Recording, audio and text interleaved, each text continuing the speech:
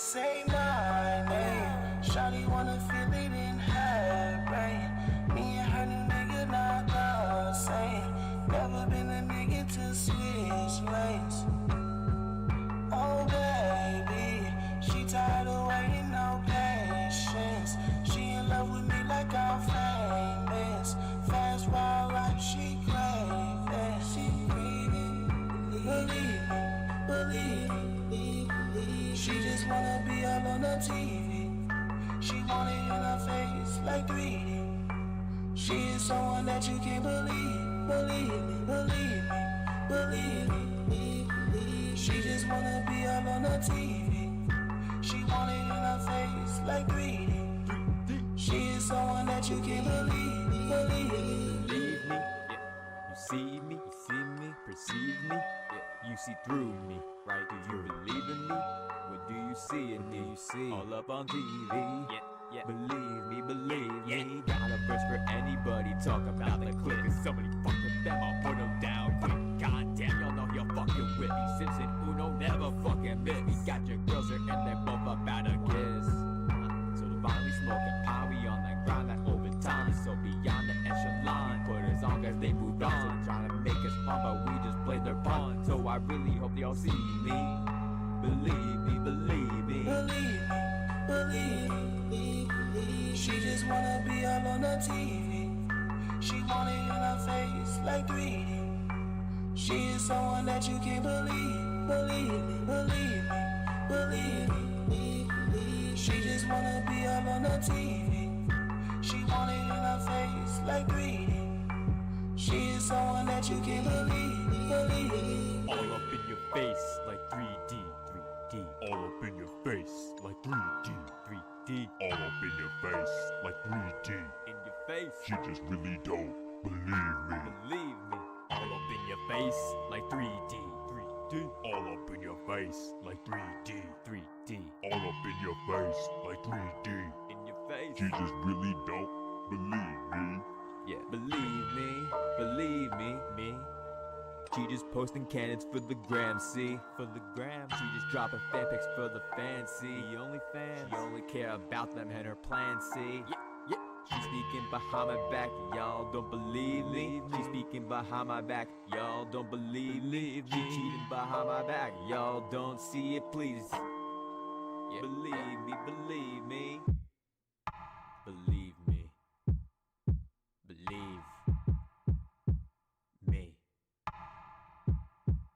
Yeah. Believe me. V-CiPz on the beat.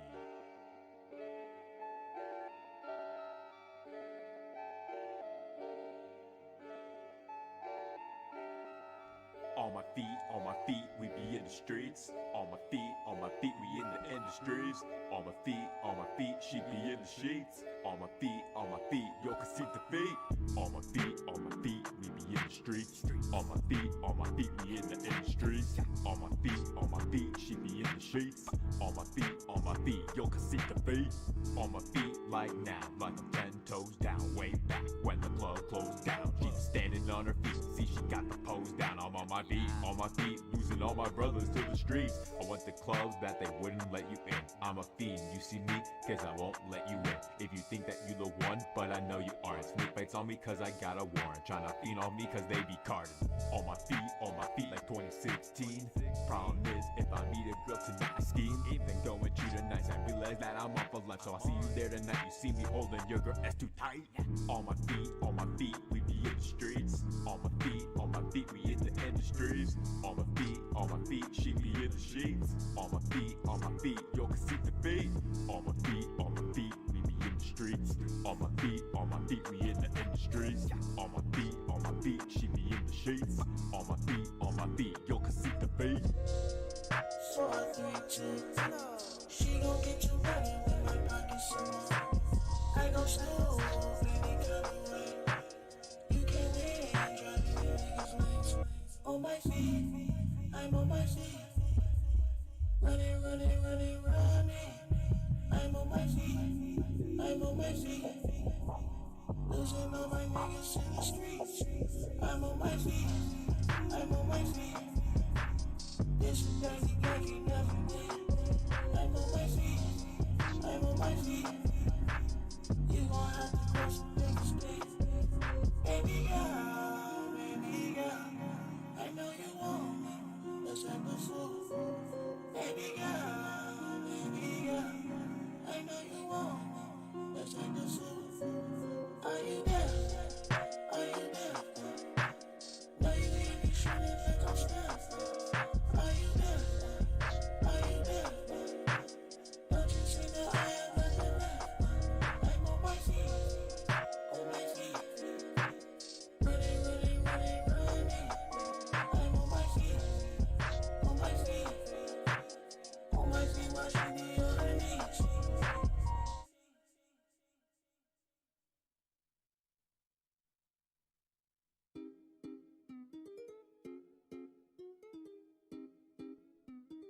V-CiPz on the beat.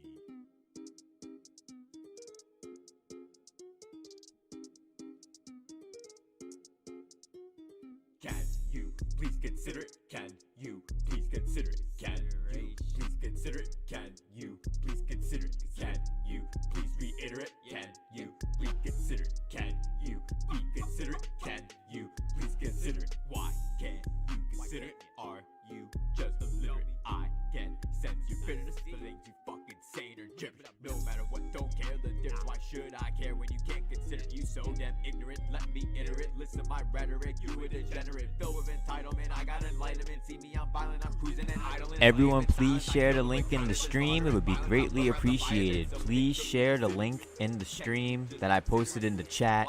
Please share the stream. Thank you. Can you please consider it? Can you please consider it? Can you please consider it? Can you please consider it? Can you please reiterate? Can you please consider it? Can you please consider it? Can you please consider it? I'm so inconsiderate. I'm killing rappers that's illiterate. I do not fuck with the gibberish.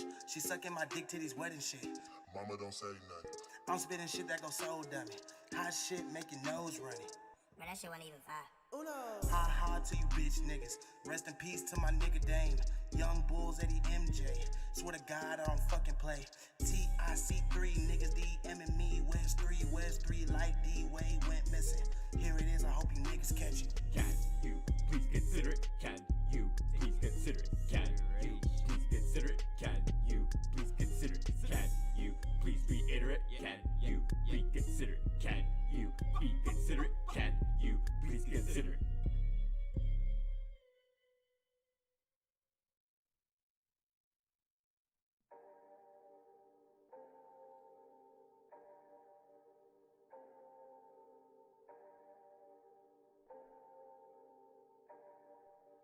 V-CiPz on the beat. I am uplifted, yeah. I am uplifted, yeah. I am lifted, yeah. I am lifted, yeah. I'm uplifted, yeah. I'm uplifted, yeah. I am uplifted, yeah. I am lifted, yeah. I am uplifted, yeah. Shawty wanna slide with the gang, we cause mischief. I'ma hit it hard like this 808 kick. 1, 2, 3 times like a fucking hat trick. I'm obnoxious, I don't give a fuck. Okay, I'm toxic, fuck your system up. This that Uno and V-CiPz. We get so motherfucking lifted. Baby, right up on a spaceship. Just you and me, cause y'all in the atmosphere. Come smoke with me. Baby, come smoke with me. There's some shit that you ain't never seen. I am uplifted, yeah. I am uplifted, yeah. I am lifted, yeah. I am uplifted, yeah. I'm uplifted, yeah. I'm uplifted, yeah. I am uplifted, yeah. I am uplifted, yeah. I am uplifted, yeah. I am uplifted, You see me trying to party. I am uplifted. I be sipping on that Cardi. I am uplifted. Me and Neri gonna blow up. Whenever we at the party, we are gonna show up. I be chilling high right now, smoking Juicy J's. And I once had a song featuring Juicy J. Things fucking changed and I'm now just uplifted. Higher than a motherfucker, I'm so uplifted, yeah. Lifted, yeah. So uplifted, lifted, yeah. Uplifted, uplifted. I am uplifted, yeah.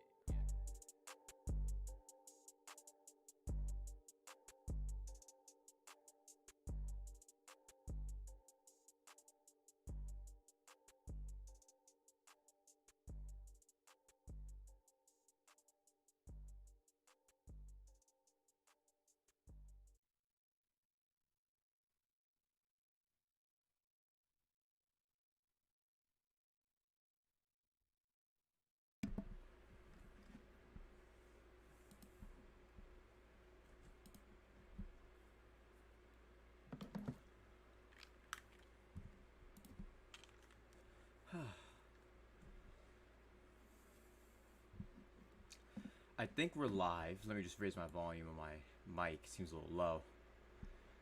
Ayo! Alright, we're good. We're good.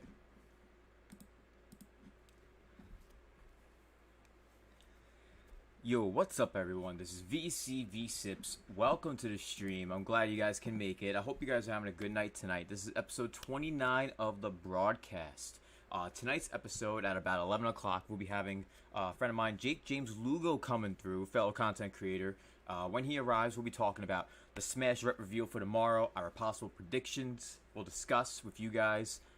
We'll be talking about the crunch going on with CD Projekt Red and how they've been having crunch this whole time, which doesn't surprise me. They've been delaying the game like so many times. And then we're going to be talking about $70 games. I haven't really talked about that on the channel yet, so I feel like that'd be a great discussion, and with Jake it'd be an awesome thing to talk about. But before we get started with all that, we'll also be talking about a few other stuff during the stream. We'll be talking about, before he gets here, between us, we'll be talking about the Spider-Man remaster, the changes that they're going to be having. We'll be talking about Genshin Impact and the thoughts people have been having about that game. And then a few things I want to talk about towards the end of the first half. Just like, I'm a Rangers fan, so the goalie that we've had for the past 15 plus years, Henrik Lundqvist, actually got bought out today for his final year. So we'll be talking about that just for a little bit. And then I'm going to talk about my thoughts on Clash of Champions of 2020. But we got 12 concurrent viewers. Today was like one of the worst days of the year for me. If you guys can show your support today, it would really, really help out. So if you're watching the stream and you enjoy the stream, please smash the like button. If you're brand new to the channel, consider subscribing. We have all kinds of fun live streams, shows like this, the broadcast, and we have a ton of other stuff going on. But I really would appreciate if you guys show support to the channel tonight. It's be a big show, big night. So I hope you guys are here. I hope you guys are hyped. And I hope you guys share the link. The link is in the chat if you guys can share it out. Now let's get some shout-outs. Shout-outs to 100% Click member Nightshade, welcome to the stream. Shout-outs to 100% Click member Troy Perry, welcome to the stream. Thank you guys for coming through. Shout-outs to 100% Click members all in the building. Let's go. Shout-outs to Decepticon and Dior, welcome to the stream, bros. How you guys doing tonight? Shout-outs to Shadow King. Yup, this is the first time in a while you've been here live. But it's all good. I'm so glad you're here, Shadow King. Shout-outs to All My Savage Animator. What's up, bro? Welcome to the stream. Thank you for coming through. Thank you to everyone who's here right now. Shout out to St. Lou, 100% Click in the building. Let's go. Thank you for coming through, St. Lou. How you doing tonight?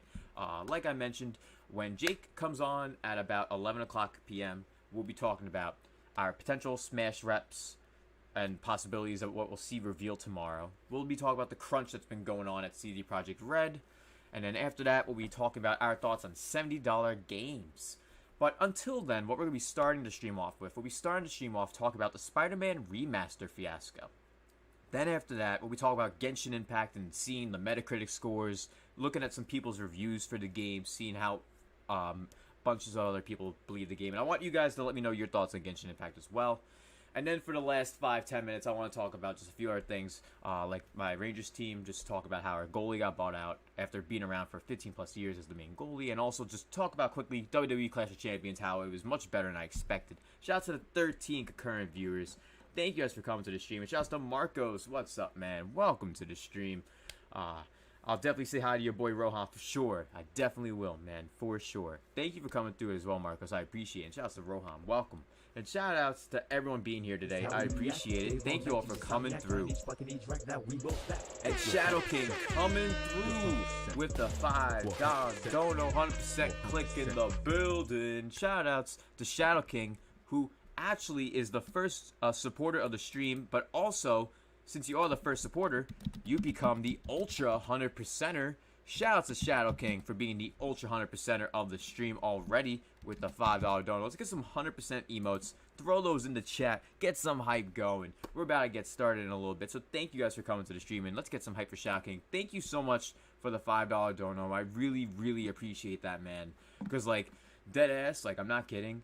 Like, I've mentioned it before, but I'm going to re-clarify it because, like, how bad my day was today and, like, all the shit that did happen. I'm broke. Like, I'm, like, broke as a fucking joke. So, like, $5 is, like, $50 to me. So, seriously, thank you so much, Shadow King. That really, really means a lot, man. Let's get some 100% click emotes in that chat. Let's go. I need to see some 100% emotes. Shouts to Rax the Great. Whoa, what's up, Rax the Great?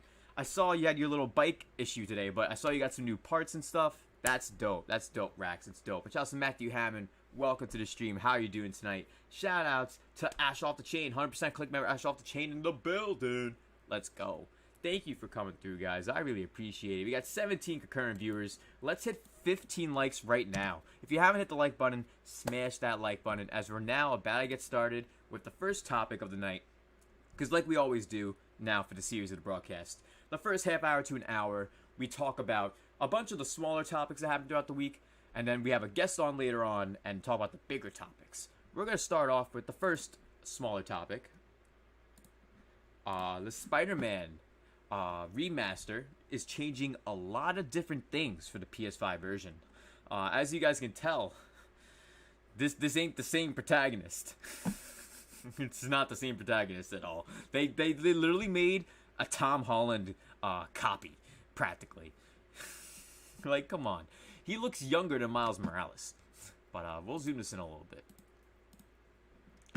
On Wednesday, Sony announced new details on Marvel's Spider-Man Remastered, an update on Marvel's Spider-Man for Sony's next-generation console, the PlayStation 5. And it's going to have better graphics, of course, higher frame rate. It's going to be all kinds of dope stuff with that, but a brand new face for Peter Parker. I'm sorry, man, but I ain't with the shits. I ain't with the shits over here, man. The original protagonist was great. And I don't know why they had to change it. Shouts to Ace, 100% click in the building. Welcome to the stream. How you doing tonight, Ace? Thank you guys for coming through. I appreciate it. We just got started just now, so if you just hopped into the stream, if anyone just hopped into the stream, if you enjoyed tonight's stream, smash that like button. If you're brand new to the channel, hit the red subscribe button and the notification bell. Also, if you guys could consider some dono hype like Shadow King did, or consider becoming a member, we're 1 to 2 members away from hitting 70 members for the 3rd time. It would really mean a lot if we surpass 70 members, especially since tomorrow is October 1st, because I know tomorrow morning I'm going to wake up to losing like 8 memberships tomorrow. So like, if you guys can make sure you have auto renew turned on, and also make sure that you guys are up to date on your memberships, because I know a lot of you recently mentioned that your memberships dissolved on their own without you even knowing. Like I know Hunter, for example, yesterday mentioned that like he had no idea his membership like ran out. He had no idea. And same thing happened to a few other members of the community that are currently here in the chat. So if you guys are interested and want to be a member of the channel, or anyone who's watching wants to support the channel to join our exclusive Discord, definitely please check out the Streamlabs link, the YouTube membership link, and the Patreon membership links in the description to help show support. You'll join our Discord, and then when you join our Discord, you have tons of bonus content, perks, and more. Yo! Troy Perry!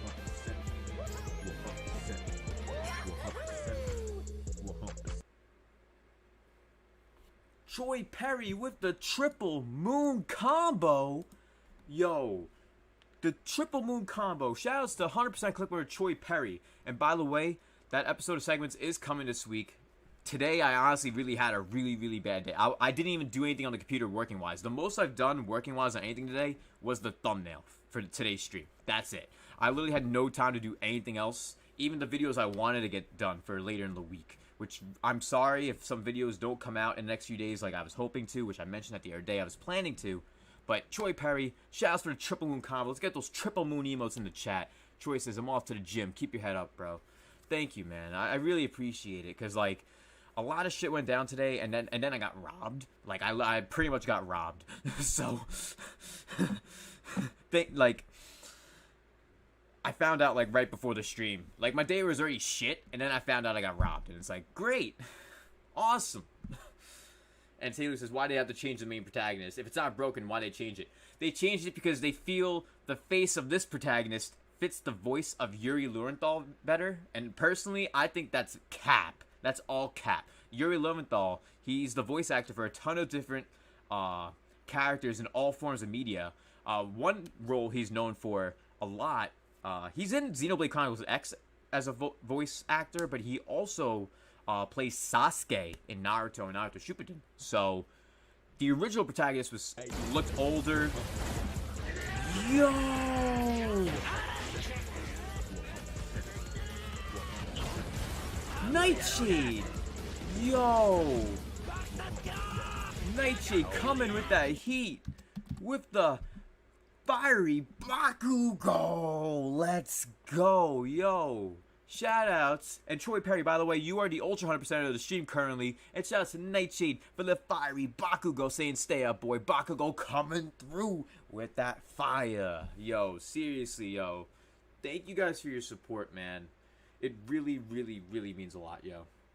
Because, like, there's a lot of things that, like, a lot of people have and take for granted that I wish I would have. Like, I'm not going to get into detail, but essentially, I have no credit, no insurance. I have nothing. I'm broke as a fucking bitch. So, thank you so much, Nightshade. Thank you so much for your support on the stream. I really appreciate that, guys. And Shouky says, I don't care that the motion capture actor is the right age. He looks way younger than he's supposed to be. Exactly. That's my issue, too. We're going to go through a little bit of the footage. We're not going to watch the whole thing second by second, but we're just going to go bit by bit. Like, right here. Tell me right now this guy looks anywhere near older 25. Like, I'm 25. This guy does not look older than 25. At all. Not even close. And yeah, Nightshade, like, it's just so strenuous, man, like, with that kind of shit. Because, like, I tried filing for getting a credit score, and then the people who asked for a free credit report stole money from me. So, and thank you guys for coming to the stream. I appreciate it. Shoutouts to Nightshade and Ace and everyone coming through. St. Lou with the triple combos. Ash off the chain for Troy's dono. And shoutouts to everyone coming through with the fiery Bakugos for Nightshade's dono. Thank you guys so much. And Decepticon says, I can 100% relate, bro. I'm broke as hell right now. How did I return bottles the other day to afford a meal? Times are... I know, man. Seriously. Times are rough, and they're getting even rougher. And it's like... insane. It's insane how the world is. But I don't want to talk too deep into that, unfortunately. But... yeah. We're going to continue with some Marvel, Spider-Man, continue with the topics. Thank you guys for coming through. I appreciate it. Just in time to celebrate. What's great, though, is I do see the graphical difference between the PS4 and PS5. I know a lot of people say that it's really hard to notice it, and I can understand why people feel that way. But to be honest, things do seem to look decently improved in this version, in my opinion. But I am very disappointed about the main protagonist's facial change. And if you guys enjoyed the stream, let's hit 15 likes. We got 17 concurrent viewers. Share the stream with the link in the chat and smash that like button. Celebrate? Wait. Where are the arms? See, right here is the face everyone's using. Like, because in this picture, someone could think he's like 18, like 16, 17. But this picture right here. Like, next-gen Spider-Man. Look like next-gen Spider-Boy, if I do say so myself. And this is coming out on November 12th, by the way. And if you already own the original Spider-Man on PS4, like I do, Let me just grab that real quick. I have it digital, but I recently picked it up sealed. Game of the Year edition. But, yeah, basically, if you already have this version of the game, you can't upgrade to the new version for free. Which, personally, that's stupid. But I was only going to get the regular Miles Morales version anyway. So, it's not a big deal for me, but definitely is messed up. And Nightshade says, to be honest, I'm lucky to be in the industry that I'm in during this time because I'm considered an essential employee through the financial sector of the government. So I'm trying to help people I care about during these times. Yo, Nightshade, that means so much that you're helping so many people out. And I know you're a part of many communities here. So thank you for your support, helping out not just my channel, not just all these channels that you're a part of, but just showing that support. It really...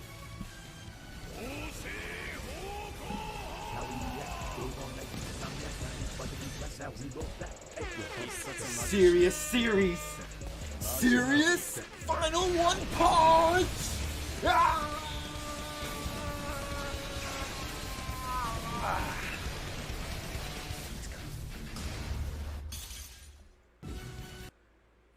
Whoa, Matthew Hammond going off with the $50 Serious One Punch dono, yo.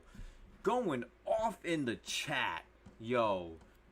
Let's get some 100% emotes in that chat. Yo, honestly, I've been thinking about adding that as like an emote. Like One Punch Man doing like the serious punch. I was thinking about making that as an emote and replacing the Luigi one. But that's just awesome. Yo, Matthew says we got you, V-CiPz. 100% click. Yo. It really means a lot to have all of you support the channel. Thank you to everyone who's enjoyed the recent Persona 4 Golden review, who have watched that. It really means a lot that you've enjoyed that video. And for everyone who enjoyed the streams from last week as well, and like from Tokyo Game Show, and all the stuff that we've been doing, from the music I'm still working on, to the What's Wrong With series, a new Hot Takes video is coming soon. I have a lot in the pipeline still, so thank you for your support. Thank you everyone coming through. Let's get some hype in the chat for Matthew Hammond, who is now the current Ultra 100%er of the stream. Shoutouts to Matthew Hammond coming through with the insane serious punch hype, yo. That's nuts. That's absolutely insane. Thank you so much, man. And Shadow King says, it completely destroys the premise of the game that he's supposed to be an older Spider-Man and destroys the whole mentor thing with Miles. Big fact, Shadow King. I agree wholeheartedly on that, man. Because, like, he's supposed to be a mentor. And before, the original protagonist looked like a mentor. He also looked like he could have been 28. Hell, he could have been 32. And Miles looks like he's 26 at most. This kid looks like he could be between 15 and 25. And thank you everyone for the 100% emotes in support of Matthew Hammond's support of the channel. I appreciate it. Shouts to the 21 concurrent viewers. Thank you guys for coming through. And shouts to Chris Levi. Welcome to the stream. Dope episode tonight. I was watching the episode with you and Game Looters tonight. It was a blast. You talking about their channel, everything. Dope episode. How was it though? Like, did you enjoy it tonight? Because I know you've been waiting to have them on. So, how was it? Did you enjoy it, Chris? Let me know. Let me know in the chat. And Matthew Hammond says the stream of Disgaea 5 went great. Thank you so much, Matthew Hammond. I'm glad you said that because I honestly love Disgaea 5 now.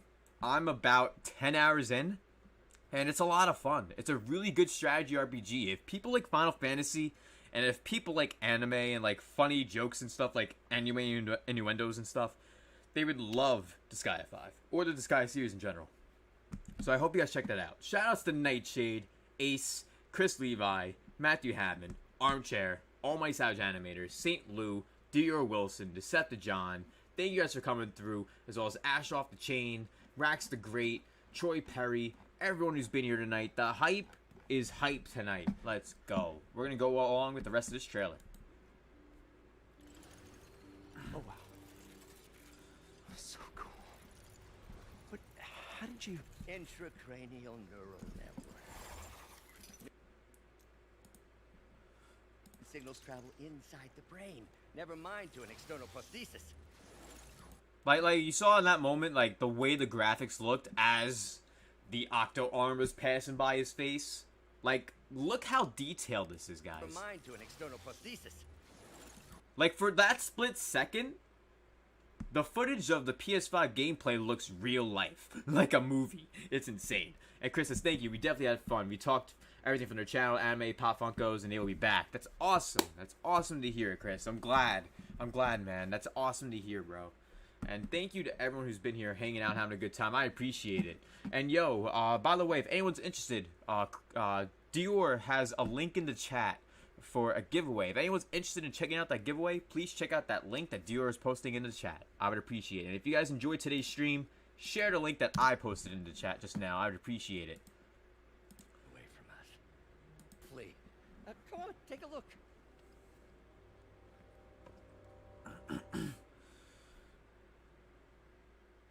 And that's it, basically. So, overall, there is a lot of potential with the remastered, because it honestly does look way better in the original game, and the original game already looked great, honestly. So what are you guys' thoughts on the Spider-Man remaster? Your thoughts on the protagonist's face becoming more like Tom Holland, but looks much younger? Please let me know in the chat, guys. I would really appreciate all of your feedback. We'll be going over this topic for the next 4 to 5 minutes, and then we'll be moving on to the next few topics until around 11:05, and then we'll have JakeJames Lugo come by to the show, and we'll be talking about CG Projekt Red Crunch Time. We'll be talking about our personal Smash Rep predictions of what we think will be revealed tomorrow, and we'll also be talking about $70 games. So let me know your guys' thoughts in the chat. That would really mean a lot. And once again, shout-outs to Shadow King, shout-outs to Troy Perry, shout-outs to Nightshade, and shout-outs to Matthew Hammond. Thank you guys for coming through. I really appreciate your support, guys. Seriously, thank you all so much. And Angel Page says, one-man raid incoming through. Let's go. Shout-outs. Oh, and by the way, I want you guys to look at this meme real quick. I have to show this meme. It's the best meme that came out of the whole Peter being changed fiasco, and I'm sure some of you have seen it. I'm positive. So, hey y'all, Peter here.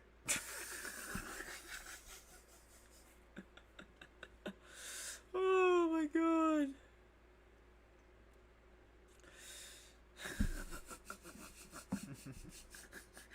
The fact that someone thought of this and made it so fast, too. That's the internet for you. Oh, my God. So let me know your guys' thoughts in the chat. I really would appreciate it. Let me know your thoughts on all of that. Nightshade says, Scott. LOL. Yo, literally. They turned Scott into Peter. And Knife Life says, laugh my ass off. The Aunt May one killed me. Yo, I didn't see the Aunt May one, Knife Life. But yo, shout outs to Knife Life. Welcome to the stream, bro. Thank you for coming through, man. I appreciate everyone who's here. Thank you to the 25 concurrent viewers. If you just hopped into the stream, please smash the like button. We're going over a ton of topics in gaming, some sports as well we're going over tonight, and some more stuff as well. So please consider smashing the like button. And we talk about CG Projekt Red, Smash Rep, and more. Thank you guys for coming through. Dior and Archer say LOL and laugh my ass off. And Sejan says, you streaming the Smash reveal tomorrow? Yep. I mentioned it earlier today. Before anyone else did, by the way. I mentioned it earlier today before any other content creator mentioned it. That I will be streaming tomorrow morning, 9:30 a.m. Eastern Time. That's when the stream starts. So, like, at 9:20 will be the countdown, when the countdown starts, and at 9:30 is when I'll be on the screen. So, thank you guys for coming through. Shout out to the 24 concurrent viewers.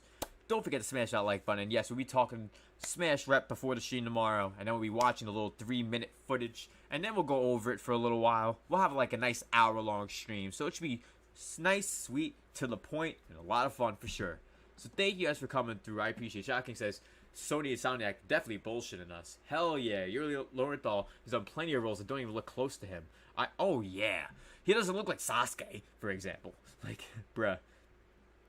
And yeah, Shadow King. Unfortunately, Insomniac already arrogantly said they're not changing it. So that, to me, means that they're not going to change it, man. Which sucks.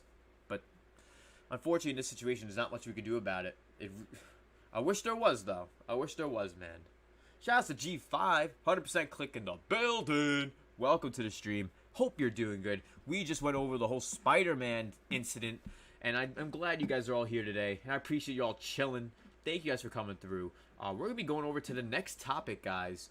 The next topic is Genshin Impact. And with Genshin Impact, I haven't tried it yet, but I've heard from a lot of people it's actually pretty good. And when it comes to microtransactions, you don't really have to deal with microtransactions, if at all, till much later in the game where you have to start grinding. But we're gonna go over some of the Metacritic reviews. All three versions: PS4 reviews, PC reviews, and we're gonna go over the iPhone, iPad reviews as well. And the reason why I want to go through all of those is because each version is different, and I've heard for certain versions there's been specific issues depending on if there was some minor glitches and or issues with I had it on the tip of my tongue. Downloading the game, installing updates and stuff. So there's a ton of different stuff to go over. So we're gonna go over the PS4 version first. It's in order of PS4, PC, iPhone, iPad. So as we know, for this, it seems like there's no actual Metascore yet. I didn't check before we started the stream. I just assumed there would be at least a few scores. The game technically already released a few days ago. I'm surprised no one reviewed it. I think it's because they're waiting for someone to beat the game, I assume. But for user reviews, it seems like people are enjoying it. The game is just pure fun. I'm really enjoying it. There's a lot to do and a lot to keep you entertained. The atmosphere and music is lovely too. I like the game so far. One of the games where you can disappear for days. There's good music, beautiful world that's interesting to explore, and cute anime girls. Yep, it's Legend of Zelda Breath of the Waifu, or Legend of Genshin Breath of the Waifu. But there are slowdowns in FPS. Yep, as I was mentioning, FPS drawdowns, glitches, all that kind of stuff. Hopefully, be fixing new patches. 8 seems like a score I would expect. And then over here, pay to win paywalls ruin this game. Devs need to charge for cosmetics. Only like all good free to play games do this. The reason why for this is because there's probably certain characters that are super strong that you probably need at certain points of the game. Let's see what the PC reviews look like. And thank you to everyone watching the stream, guys. I appreciate it. Make sure you guys let me know your thoughts in the chat. And we're 2 likes away from 20 likes. If you're enjoying the stream, smash that like button. If you're brand new to the channel, hit that red subscribe button. It would really mean a lot if you guys do. We're on the way to 1,700 subscribers. And my goal for the end of the year is 100 members, 2,000 subscribers. And I know that we can reach both of those goals. And the only way is with your help. So please help out the channel if you enjoy the content. You want to show support, and you want to help the channel and the content provided grow and improve. So thank you all so much. The PC port, or the PC version, my bad, 8.3, so it's a better score than the PS4 version. There's an edit. It is not pay to win, and you don't have to spend money. If someone says something else, they haven't played it. Play it yourself rather than believing these fools. It's only a 12GB download and free. It is a really nice RPG you should try. The gacha system is only to get you some new characters, but they are no way needed to, so they are not needed to enjoy the RPG experience. If people get turned off by the gacha system, that doesn't hinder your progression. The game is a high quality game with graphics, excellent plot, missions, both overt and covert. And I've seen Knife Life Media stream it, and a few other content creators as well. There is some decent voice acting in the game too, so that's pretty good. Like for what is also on iPhone and iPad, it's a pretty good game. For free to play, for sure. Nightshade says, bring it over, switch ASAP. What the fuck? Nah, Nightshade. Everyone doesn't want to put their games on Switch, guys. Let's get this across now. Because I mentioned it before with Among Us. Because Fall Guys, that's just a contractual thing where they currently have to stay on PlayStation for another few more months. Like, there's a ton of games that people are asking for that will not come to Switch, if not anytime soon. Maybe later at a later date, but not anytime soon. This was supposed to drop day and date, but then they, a few months ago, said, oh, the Switch version is going to be delayed. And to no one's surprise, I wasn't surprised. I love my Switch. It's my favorite console. People don't give a fuck about it when it comes to developers. They don't care if there's 65 million units sold. They don't give a shit. They don't. If they did, the games would be here day one, but they're not. Now let's go over the rest of these reviews. The game is truly a masterpiece. The game is beautiful and well done. It's a wonderful game, a mix of multiple mechanics from famous titles, and you'll definitely see something familiar in this game. Yeah, something familiar. I wonder. Maybe it's the Breath of the Wild aesthetics. I wonder if that's it. It's still a unique experience that you can't say it's a copy-paste. It is a beautiful game for sure, that I would pay $60 for it and have gacha elements removed. But keeping the events in and regular updates in here, let's talk for now. The game is fabulous. So it seems the PC version's best, but this person says really bad. It's simply a recook of the characters available from HI3 if you've imitated Breath of the Wild, at least exploit more types of characters, not just abuse the characters with good looks to entice players to spend money. The PC version is no different when it comes to the kernel level anti-cheat included. 1 out of 3 found this helpful. And we're going to go over the iPhone, iPad one quick. And if you guys have any thoughts of Genshin Impact, please let me know in the chat, guys. Shout out to Septujon, Troy Perry, Matthew Hammond, Nightshade, Almighty Savage Animator, Shadow King. Thank you guys for coming through, as well as Knife Life Media, Armchair, Angel Page, Chris Levi, St. Lou, Ash Off the Chain, and everyone hanging out. Let me know your thoughts in the chat real quick. I really would appreciate that. And we'll be having Jake James on in a little bit. So thank you guys for coming through. I'll be calling him up in just a bit. Hopefully he remembers to be on the show. I told him to be on, so, and he said he was going to be coming on, so. Because he has his Discord on Do Not Disturb right now, so. I may have to message him on Twitter, maybe.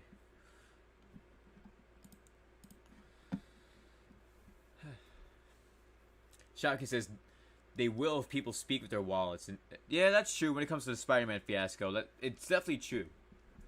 Oh, and yep, as I expected, by the way, 6.6. Definitely a mixed review score. And this one has an actual review, an actual critic review. So this person actually beat the game then. That's what you'd presume anyway. Because, of course, user reviews, none of them beat the game. That's just first impressions. Critics are supposed to beat the game. So this person supposedly beat the game from Pocket Tactics. Genshin Impact Review. Zelda clone or an anime-inspired RPG. It's been a hot topic of conversation because of its likeness to Breath of the Wild, and it's easy to see all the similarities. But right away with this game, I had serious issues with lag and playing on my Samsung 8 mobile. And the motion blur, oh yeah, there's motion blur, so that definitely would make it worse. When tasked with cooking a meal, I was hoping for a Cooking Mama-esque minigame, but was sorely disappointed when all I needed to do is press the screen once to stop a pointer on a gauge, easily getting a perfect score every time. That's a stupid complaint. That's more than a nitpick. The reason why I say that is because in Breath of the Wild, you just get your fruit, your food, whatever you want to put together. You pick 2 or more items, and you just throw it on a little cooker. If anything, that's easier to do than pressing the screen once to stop a pointer on a gauge. He's asking for something to be more complex. If you want something like this, go get a Tellier or something. Tellurizer. Like, where it's like all about that kind of stuff. But overall, let me know your thoughts on Genshin Impact, everyone. I do want to try it out sometime. I've had some people ask me to do a video about it too, so if I have the time, and I hope I do tomorrow. I honestly am not sure, honestly. Because the way my life is, my family keeps telling me to keep trying to get a credit card, and it's like I can't get a credit card without a credit score, which I don't have because I have no credit, and they don't understand that, and it's like they don't shut the fuck up because they don't give a fuck about me. They want me to conform to society. They were like, oh, why don't you get a job? I don't care if it's $10 an hour. Well, I don't want to get the CV and then affect my family member who lives with me, who I take care of every day, who has brain cancer. I don't want to make her die from CV, you know what I mean? That's why I haven't went out to like try and get a job or anything. Because because he's talking about like jobs like working at McDonald's, working at the supermarket, like not stuff for my degree, which unfortunately with my degree, it's a communications degree, but at the same time, no one's hiring for those jobs right now. That's just how it is. It's very unfortunate, but that's why we're here, and that's why we're trying to grow amazing community. So if you want to join our community, please consider joining our community with the membership links in the description below. We're literally 2 members away from 70 members, I think. So please help us out, because tomorrow morning we're going to lose a bunch of memberships. So please make sure your membership is on auto renew so you don't lose your membership. Don't lose your membership on YouTube and or Patreon. Make sure you are on auto renew so you don't lose out on all your perks. You think, oh, we're not talking about that right now, Armchair. And I don't see much talking about oh, Nightshade, yeah, it's free to play. It's free to play, which I think it's dope that it's free to play. Awesome, honestly. And now a few more things to talk about. We're going to be inviting Jake James to hop on in a bit.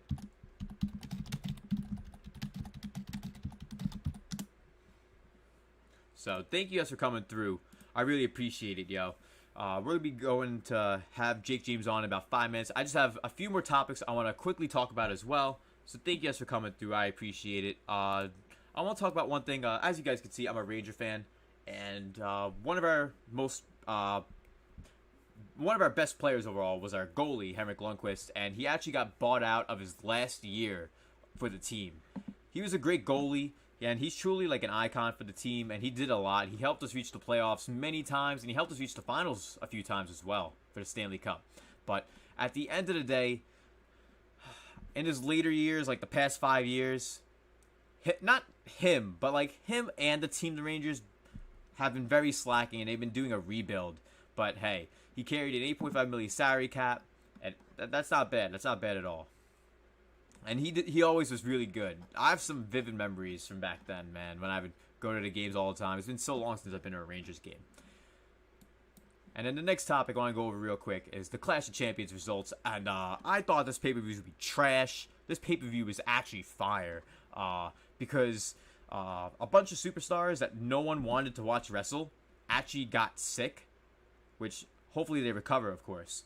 But their matches were going to be bland and boring and horrible. So those matches were off the card, so it changes everything. The tag team match in the beginning with Shinsuke and Cesaro versus Lucha House Party was dope. Jeff Hardy versus Sami Zayn versus AJ Styles was the best match of the night. They only rated it an A, but that match was fire. 24/7 Championship doesn't matter. Raw Women's Championship, they did a good job showing off Zelina Vega, and Asuka's awesome. Can't go wrong with that. Then United States Championship match, this match and the Raw Tag Team title match were filler, in my opinion. Then the SmackDown Championship match, Asuka came around because it was an open challenge, because Bayley's opponent was unavailable to compete. The ambulance match was cool, but it wasn't that great. There's a few issues I had with it as well, so it's nice to see that they also had a B-. It wasn't a bad match, but this match, Roman versus Jey Uso, I thought it was going to be a squash, and it ended up being like a 20-minute match, and it was a great match. Lots of awesome moves were done, and such great stuff happened overall for that pay-per-view Clash of Champions 2020. So, for everyone watching the stream, let me know for the next few minutes your thoughts on Spider-Man Remastered and the issues happening with that. Let me know your thoughts on Genshin Impact. And if you're a fan of hockey teams like the New York Rangers or maybe the Stars or Tampa Bay, because Tampa Bay won the Stanley Cup the other day, or if you're a wrestling fan like me and Troy Perry and Santiago and many others, let me know your thoughts on everything we talked about so far. It'd be much appreciated. Let me know in the chat. We got 22 concurrent viewers, 100% click in the building. Smash that like button, guys. We should be at 20 likes already. Hit that like button up, because I know a lot of new people came into the stream multiple times. So please don't forget to smash the like button, because I know you did. And share the link in the chat, because we'll be having JakeJames Lugo hop on in about a few minutes. So I appreciate your support, guys. Thank you all so much. And Archer says, Zelda clone. Yeah, with Genshin Impact, it's known by a lot of people, or considered by a lot of people as a Zelda clone. And there are things that it does take from Legend of Zelda Breath of the Wild. There are things like the glider and a lot of the abilities that you get, like Rivali's Gale and Daruk's Barrier, all that kind of stuff. But it is what it is, though, with that. Shocking says, I downloaded Genshin Impact, I haven't played it yet. Decided to replay Odin Sphere first. Dope, man. I need to play Genshin Impact. I should probably download that. I don't know why I haven't done it yet.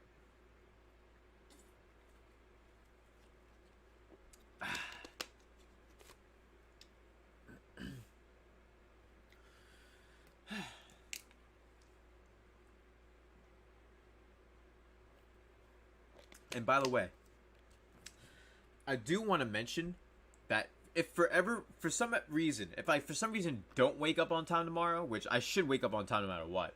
I'm supposed to be waking up earlier than that, actually. But if I for some reason don't wake up on time, I'll have a reaction video made for tomorrow in case if I don't wake up for the live stream. But I just want to let you know that. Shouts to 22 concurrent viewers. Hit that like button. I would appreciate that, guys. Shouts to Dink Meme. Shouts to St. Lou. Shouts to Matthew Hammond. Shouts to Shadow King. Shouts to Armchair. Shouts to Almighty. Shouts to Decepticon. Knife Life. Nightshade. Everyone coming through with that hype. I appreciate it. Chris Levi. Ash Off the Chain. Ace. Rax the Great. Everyone who's here. Thank you all so much. We have 22 concurrent viewers. someone's missing the like button. So please make sure you hit that like button. We're going to be having Jake James on the show now. So if you guys are hyped, we'll be talking about video game prices being $70 for the future of next gen.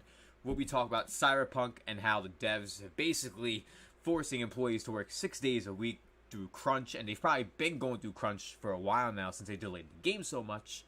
And we'll be talking about our potential Smash reps for tomorrow that could be revealed, and what we hope to see and what we expect to see.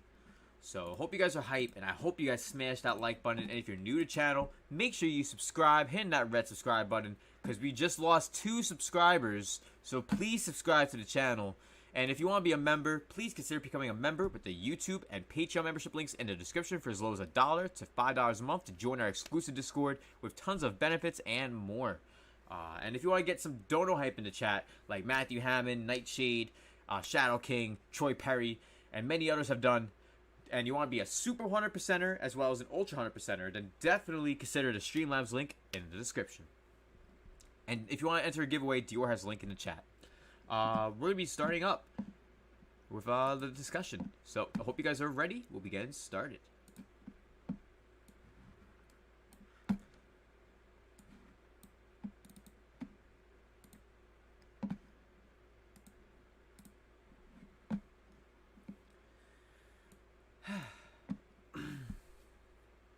Yo, what's good?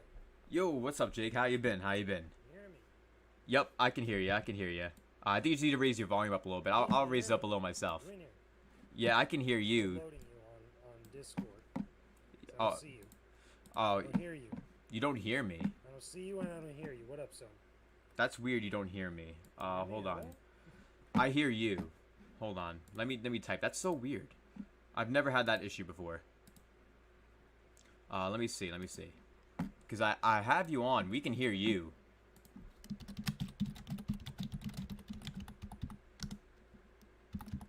We can see and hear you, but I can't see or hear you, son. You might have to restart the call. Yeah, because I'm here. But I literally don't see or hear you at all on Discord. So I try to make sure that I didn't have a lot of windows open or anything. You really hear me, but seeing me is not possible because I'm streaming. Yeah, but I don't hear you at all. Yeah, that's what I'm I don't hear saying. you It's at all on the weird. call. It's weird that you don't hear me. Let's see if anything, just restart the call. 'Cause Yeah. That way, what is it? That way your mic could get picked up by Discord. Because I literally can't hear you at all. I can only see you typing. All right, so we're gonna try that again. This is the first time we had an issue like this. We've had a ton of different calls before. I'm surprised we've had this issue, but it's all right. It's all good. We'll try it again. Yep, Yeti microphone. Yeah, there you are. There he is. Hey, can you hear me? Hey, how's it going? It's going good. It's going good. It's great to see you, man. I know you can't see me on Discord. Unfortunately, with the way streaming and Discord works, it can't take both video feeds. So if you want to have the Yeah, stream exactly. up on the side, you could definitely have it there if you'd like. But yo, thank you for coming I got through. you right now. I can hear you, but I also have the chat open, actually. So that way I could also talk with you and the chat. So Awesome. That way the chat doesn't feel neglected. How's it going, chat? You doing okay? Doing all right? Doing good, chat? Yeah, they're looking like they're doing all right. They look like they're doing all right. I already raised up your voice. They were saying your voice was low. So Low?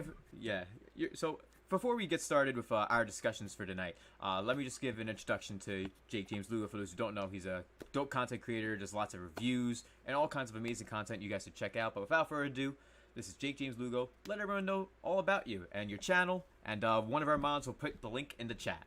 Sure, of course. I appreciate it. Thank you for having me. How's it going, chat? How you guys doing? You doing all right? Yeah, I'm JakeJames Lugo. You guys call me JJ for short. Just say what's up, you know. Check out the channel when they actually share the link in the chat. I do a lot of different content. I've been doing gaming coverage and making content about video games and being part of the discussion about video games for over 10 years. As of January, I hit my 10-year mark, which is pretty cool. That's awesome. Decade of covering games professionally, you know, both as a freelancer, as a writer, as a video editor, as a podcaster, as a host. Again, I've done a ridiculous amount of stuff. V, you know exactly what I've done. You've seen me at E3. You've seen me at like a bunch of different places. You know, I go to a lot of events when I can. As of lately, over the last like couple months, you know, since the new year started, I've gone independent. I'm not actually working for a website. I'm on my own, out here Right. on YouTube. So if you guys want another creator besides V, besides checking out all his content, you want to see more great content like reviews, event coverage. Definitely check Jake podcasts. out. He has a lot of great stuff. His reviews are really good and very informative too. Yeah, just check it out. Let me know what you guys think. Check them out. And again, I cover a lot of different games too. It's not like just one type of game or one type of genre or stuff. I literally try to make sure I cover like everything. I'm like a jack of all trades. Like even today, by the way, what is it? I even just posted up my review of Kirby's Dream Land 2 because I Yep. did Kirby's Dream Land last week. I decided to do Dream Land 2, and I might be doing Dream Land 3 at some point, but I know Halloween time is coming up, so I've been trying to cover a little bit more like horror games, or at least horror themed and action games. Yeah, so as we stuff get with a closer little to more Halloween. creepiness to it too, a little more eeriness. So I definitely understand that perspective. But hey, Definitely. maybe some people are scared of the little puffball Kirby. Kirby can eat a whole dimension know, up. Puff- So That cuteness, man. That cuteness will really mess somebody up. Like, have you played Smash? Well, I mean, you played Smash. Yeah. Chat, have you played Smash Brothers? You know exactly how the pink puffball does his thing. So yep, pretty crazy. definitely. And speaking of Super Smash Bros, let's get into the first topic of the night. You've heard about the possible reveal coming tomorrow, and Oh, I think it's everybody awesome that that's happening. And one thing I want to mention about that is it's only going to be a 3-minute video presentation. It's not going to be like the usual Sakurai Presents kind of presentation. So for me, I predict it being just a video showing the character, but it won't release tomorrow. It will probably release in a month or yeah. so from now, probably, in my opinion. What do you Exactly. think about that? I agree with you. Like pretty much, I think that we're only going to get a tease. We're probably only going to get any sort of like basic info, a reveal. Like this character is coming. Maybe a sizzle reel. You know how like they've done like the cinematic trailers for most of the characters that have been revealed. Like Ridley, for Smash K. Ultimate. Rool, all that kind Exactly, of stuff. Banjo. Like Yep, Banjo. I think like in the same way with Terry, I think that it's going to be kind of like that. I don't think you're going to get the same thing kind of like what we got with Banjo. I think that every one of these characters is going to have their own flavor. There's going to be a lot of homages and a lot of fan service for whatever the character is. I think that we're going to see it. We're going to probably be amazed. I'm hoping it's a big surprise. I don't think it's going to be a Nintendo first-party character. I think it's going to be a third-party character. And because they're saying so little about it, if it was a first-party character, Nintendo would, they would have plenty to actually reveal like so early on. I think Right. that with the character that we got already with the one from ARMS beforehand, I think that was just indicative of like, okay, when it's a Nintendo character, that's what we could kind of expect. At least that's the benchmark. Yeah. What we're probably going to get is something a little bit much more different, and I'm hoping it's a big one. I'm hoping it's a real big surprise that's going to be like, oh, kind of maybe not in the same way as we got with maybe Cloud or like Joker and stuff, but like up there, something along those lines. That would be awesome, because me personally, like, I was originally thinking that we're going to be getting a lot of first-party reps, and then the last fighter in the Fighters Pass 2 is going to be a third-party rep again. Because You want to know why I don't believe that? Because I remember Sakurai, and I remember also reading an interview from either Sakurai himself or somebody else saying that there was going to be more third parties coming up in the next grouping of Yeah. characters.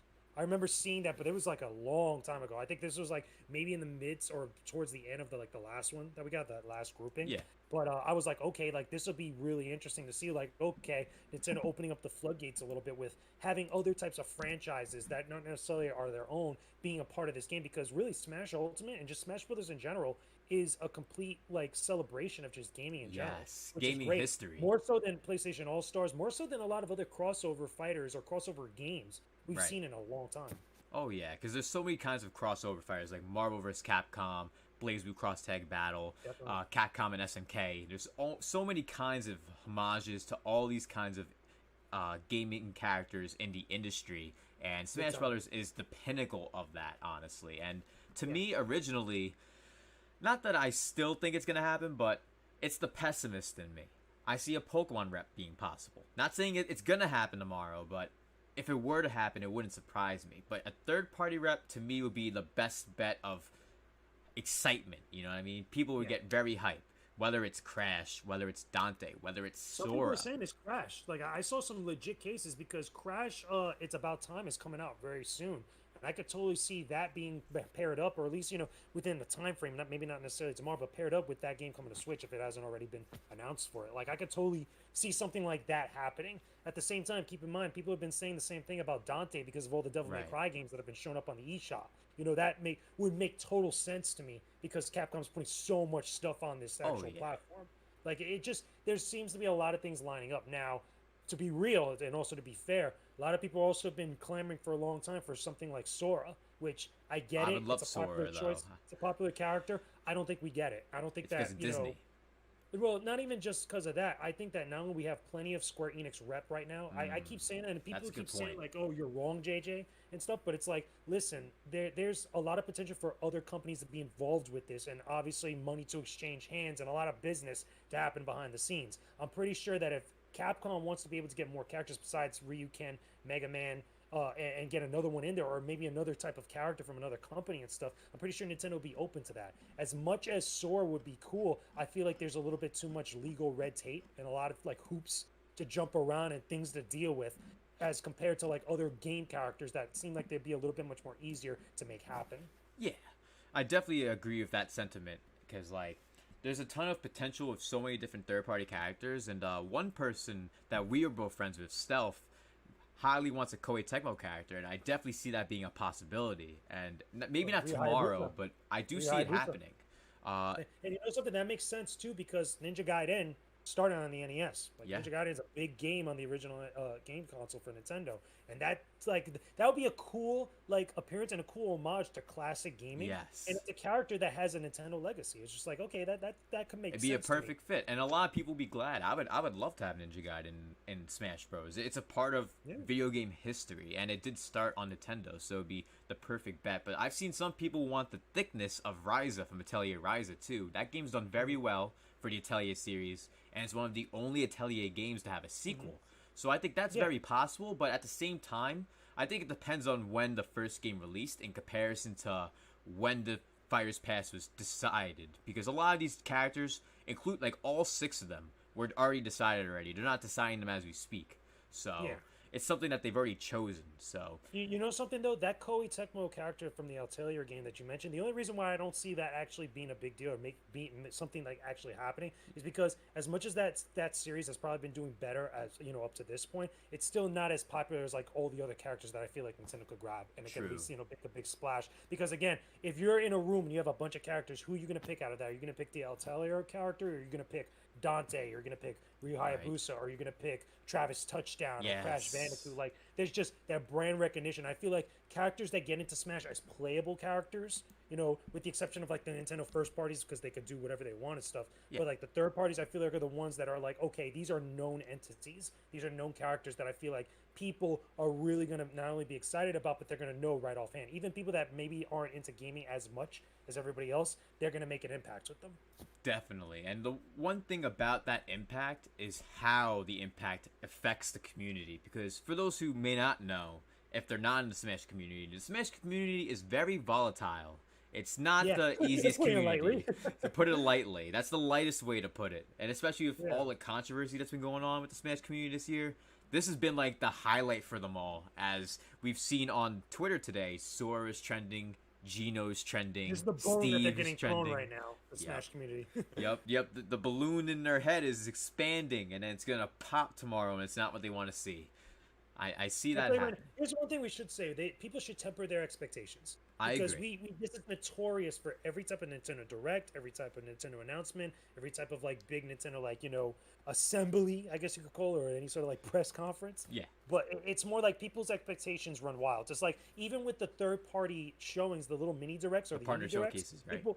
people are expecting first-party announcements and stuff. And it's like Nintendo told you right from the get-go, and they've been clear about stuff. It's like, listen, this is what this is, Yep. so you shouldn't go into it expecting something much more bigger. With this, I think that again, the expectations are always going to run wild, especially with Smash. Yeah. But I think that as long as you're looking at some of the info and some of the things that have been lining up and stuff, I think that you could at least go into this announcement and not be super disappointed. Oh yeah, definitely. And as long as they don't want Steve in Smash from Minecraft, because We're not getting Goku. We're not getting Shrek. we're not getting. Oh yeah, we're not getting any of them either. Yep. You're not getting none of those people. So relax. You're not getting Sora. I'll throw in there. Just Yeah. relax. Yeah, and Crazy. I would love Sora because I'm a huge Kingdom Hearts fan, but I know that it would never happen because of Disney at the end I of would the love day. to be wrong.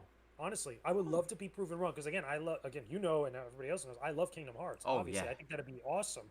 But realistically, being a betting man and looking at the info that's in the landscape right now, I just don't see it happening. I think that Agreed. you get other big surprises along. Right. And like there's one thing that I've mentioned because like people like asking for Phoenix Wright, and I would love to have Phoenix Wright because I'm a huge Phoenix Wright fan. Yeah, and I don't it's think that's happening either. Oh yeah, and the reason why I don't think it's happening is because Capcom already has another rep coming in, and it's not gonna be Dante though. It's gonna be Monster Hunter. Monster Hunter Yeah, from you know, Monster Hunter that's Rise. that's a legit one, and the Yup. reason why is because new games. They just showed new games like not too long ago. It's Yep. a TGS, And it was but probably all also planned beforehand too. Monster Hunter is ridiculously huge in Japan. People don't understand that. Like even for years, I've been saying that back when during the Wii days and the 3DS days. Right. Like that series is freaking huge in Japan, and it has been even before then. Oh, So yeah. Nintendo being a Japanese company, they're going to cater to the Japanese audience first and foremost. So I mean, it's the same thing that happened with Fire Emblem. I mean, with those Fire Emblem characters that happened in Melee. I mean, everybody here in the United States didn't really care about that franchise until they played Smash Melee. That's just a fact. Exactly, and it was from there that they got into the franchise. Played Exactly. Path of Radiance on GameCube from there. Played the GBA game Binding Blade, and that's how they got into the franchise through Smash. And that's how a lot of these characters get more recognized to new players that want to try their franchises from playing as them or seeing them in Smash Bros. Like look at Joker. Me, for example, before I even That was a hell of a surprise. I saw was. that live and I freaked out like that because I love Persona 5. Again, Persona 5 is the only game I've reviewed in my entire career that I gave 100 out of 100, deservedly so. And that was just like such a random out of left field thing for a lot of people. That was like, wow. Like now, besides Cloud coming into Smash Brothers, which was like opening the floodgates, Oh, like it's yeah. all fair game. To me, that was a thing that was like, okay, anything is fair game now. At Yeah, this because point. Persona 5 is still exclusive to PlayStation, so it's Yeah, like I mean, totally. they're getting a Switch game, which is Persona 5 Scramble, I think it Yep. is, right? But we've been Yeah, waiting so- on it though. It released in Japan already in February. But we haven't got here in the States, so it don't Exactly. count. and that's Atlas for like, you. I'm pretty Atlas, sure we're man. gonna get it eventually. I hope we get it this year because that was like one of my potential games of the You year. mean 2021, technically. 2021. Yeah. And speaking of Persona, not to get off topic, I love Persona 5. I played it after seeing Joker in Smash because at the time I didn't play Persona yet. And when I played it that following summer, it was one of the best summers ever. But then I played Persona 4 Golden this summer. And Really? on PC. I made a review for it the other day. And I'm just going to say, wow. That's all I'm going to say. Did you play Persona 5 Royal, though?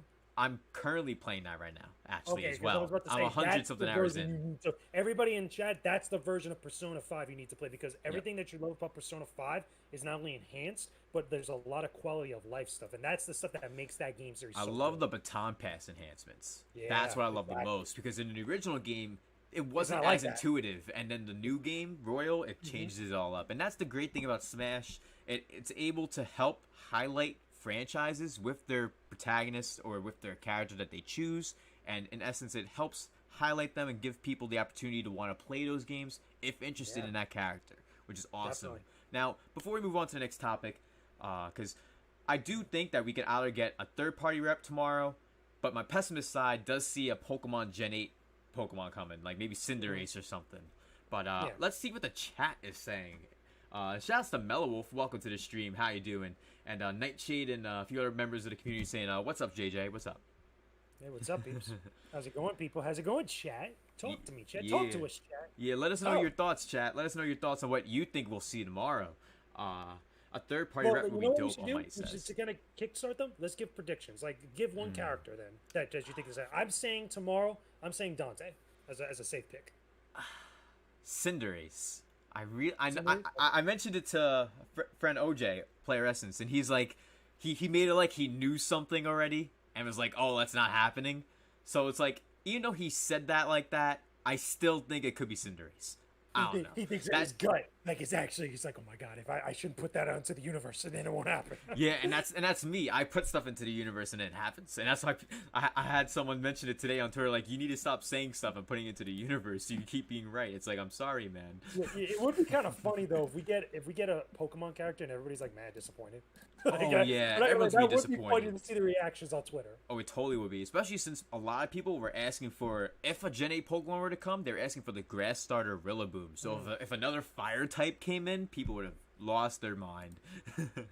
But that's my safe pick. I would say if not more safer than that, I would say Crash Bandicoot because again with that what we were talking about before with Crash. Yeah, you and know, the new it's game about coming time and everything soon. else. We see Angel Page says Ryu Hayabusa from Ninja Gaiden would show up at some point. I definitely agree because Koei Tecmo hasn't been showed up yet in Smash, and Koei Tecmo, especially during the Switch era, has helped out with a ton of Nintendo games from Fire Emblem Three Houses, Age of Calamity, and so many more. Fire Emblem Warriors. That's the ideal pick for them. That's a legacy character for Nintendo and for them, straight Yep. up. So Ninja Gaiden would be the best bet when it comes to that. I definitely understand that point of view for sure. Shouts to Dead and Alive. Welcome to the stream. Hope you've been doing good, Tony Liu.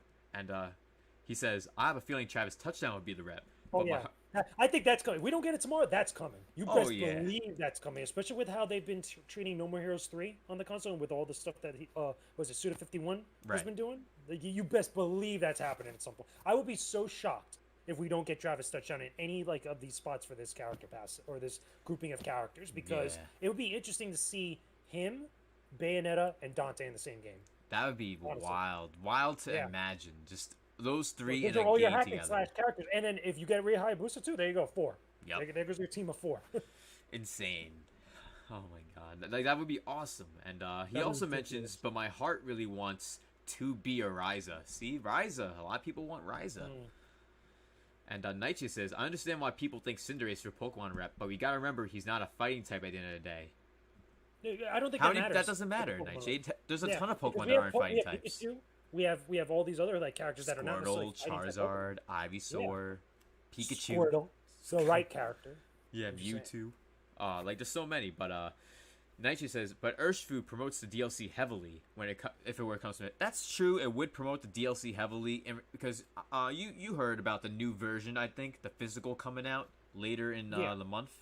It's gonna be bundled with the DLC, but the price hasn't been revealed yet. I was mentioning it to a friend of mine who was on the episode last week, Carl Rocco, and he's like, "Oh, I think it's gonna be $59.99 with the DLC bundled," and I'm like, "This is Game Freak and Pokemon Company we're talking about. They're selling Yeah. the DLC separately for $30, and they're still selling the game full price $60. Why would they make a bundle for $60? I mean, here's the thing: they could probably make a bundle that's maybe about 70. I could see that, maybe a little 70? bit more. Like I could totally see them doing that because they're not just gonna slip out on like the money they can make, because people will Right. buy it again. for Oh one yeah, reason there's or definitely another. a Especially ton of with the people who would. DLC. Yeah, and with the DLC bundled, it's like a brand new Christmas present someone could give Now, to someone. you know what I do think that we could probably see down the line? Maybe, granted, obviously with everything going on in the world right now, a bundle again with Pokemon that has that type of stuff with the DLC. I could totally see that being done as well. That's definitely a possibility as well. Because I mean, we just got the Animal Crossing one, so what's to stop them from doing Pokemon again? Yeah, there could be more DLC, and then they just do it again. It's definitely Yeah. possible. Ace says, if the new character is Travis, that'll be my new main. Me too, There you honestly. go. I like I Travis thought about Touchdown. Terry. Sorry, when Terry came in, I was like, okay, we're maining Terry now. Yeah, one character I've been using, Min Min. I've been using Min Min a good amount. I like using Min Min, but she's not my main. I'm a K. Rool main. King K. Rool is my favorite. I love King K. Rool. Because, like, you can do a lot of funny stuff with him. Like, he's like the troll character.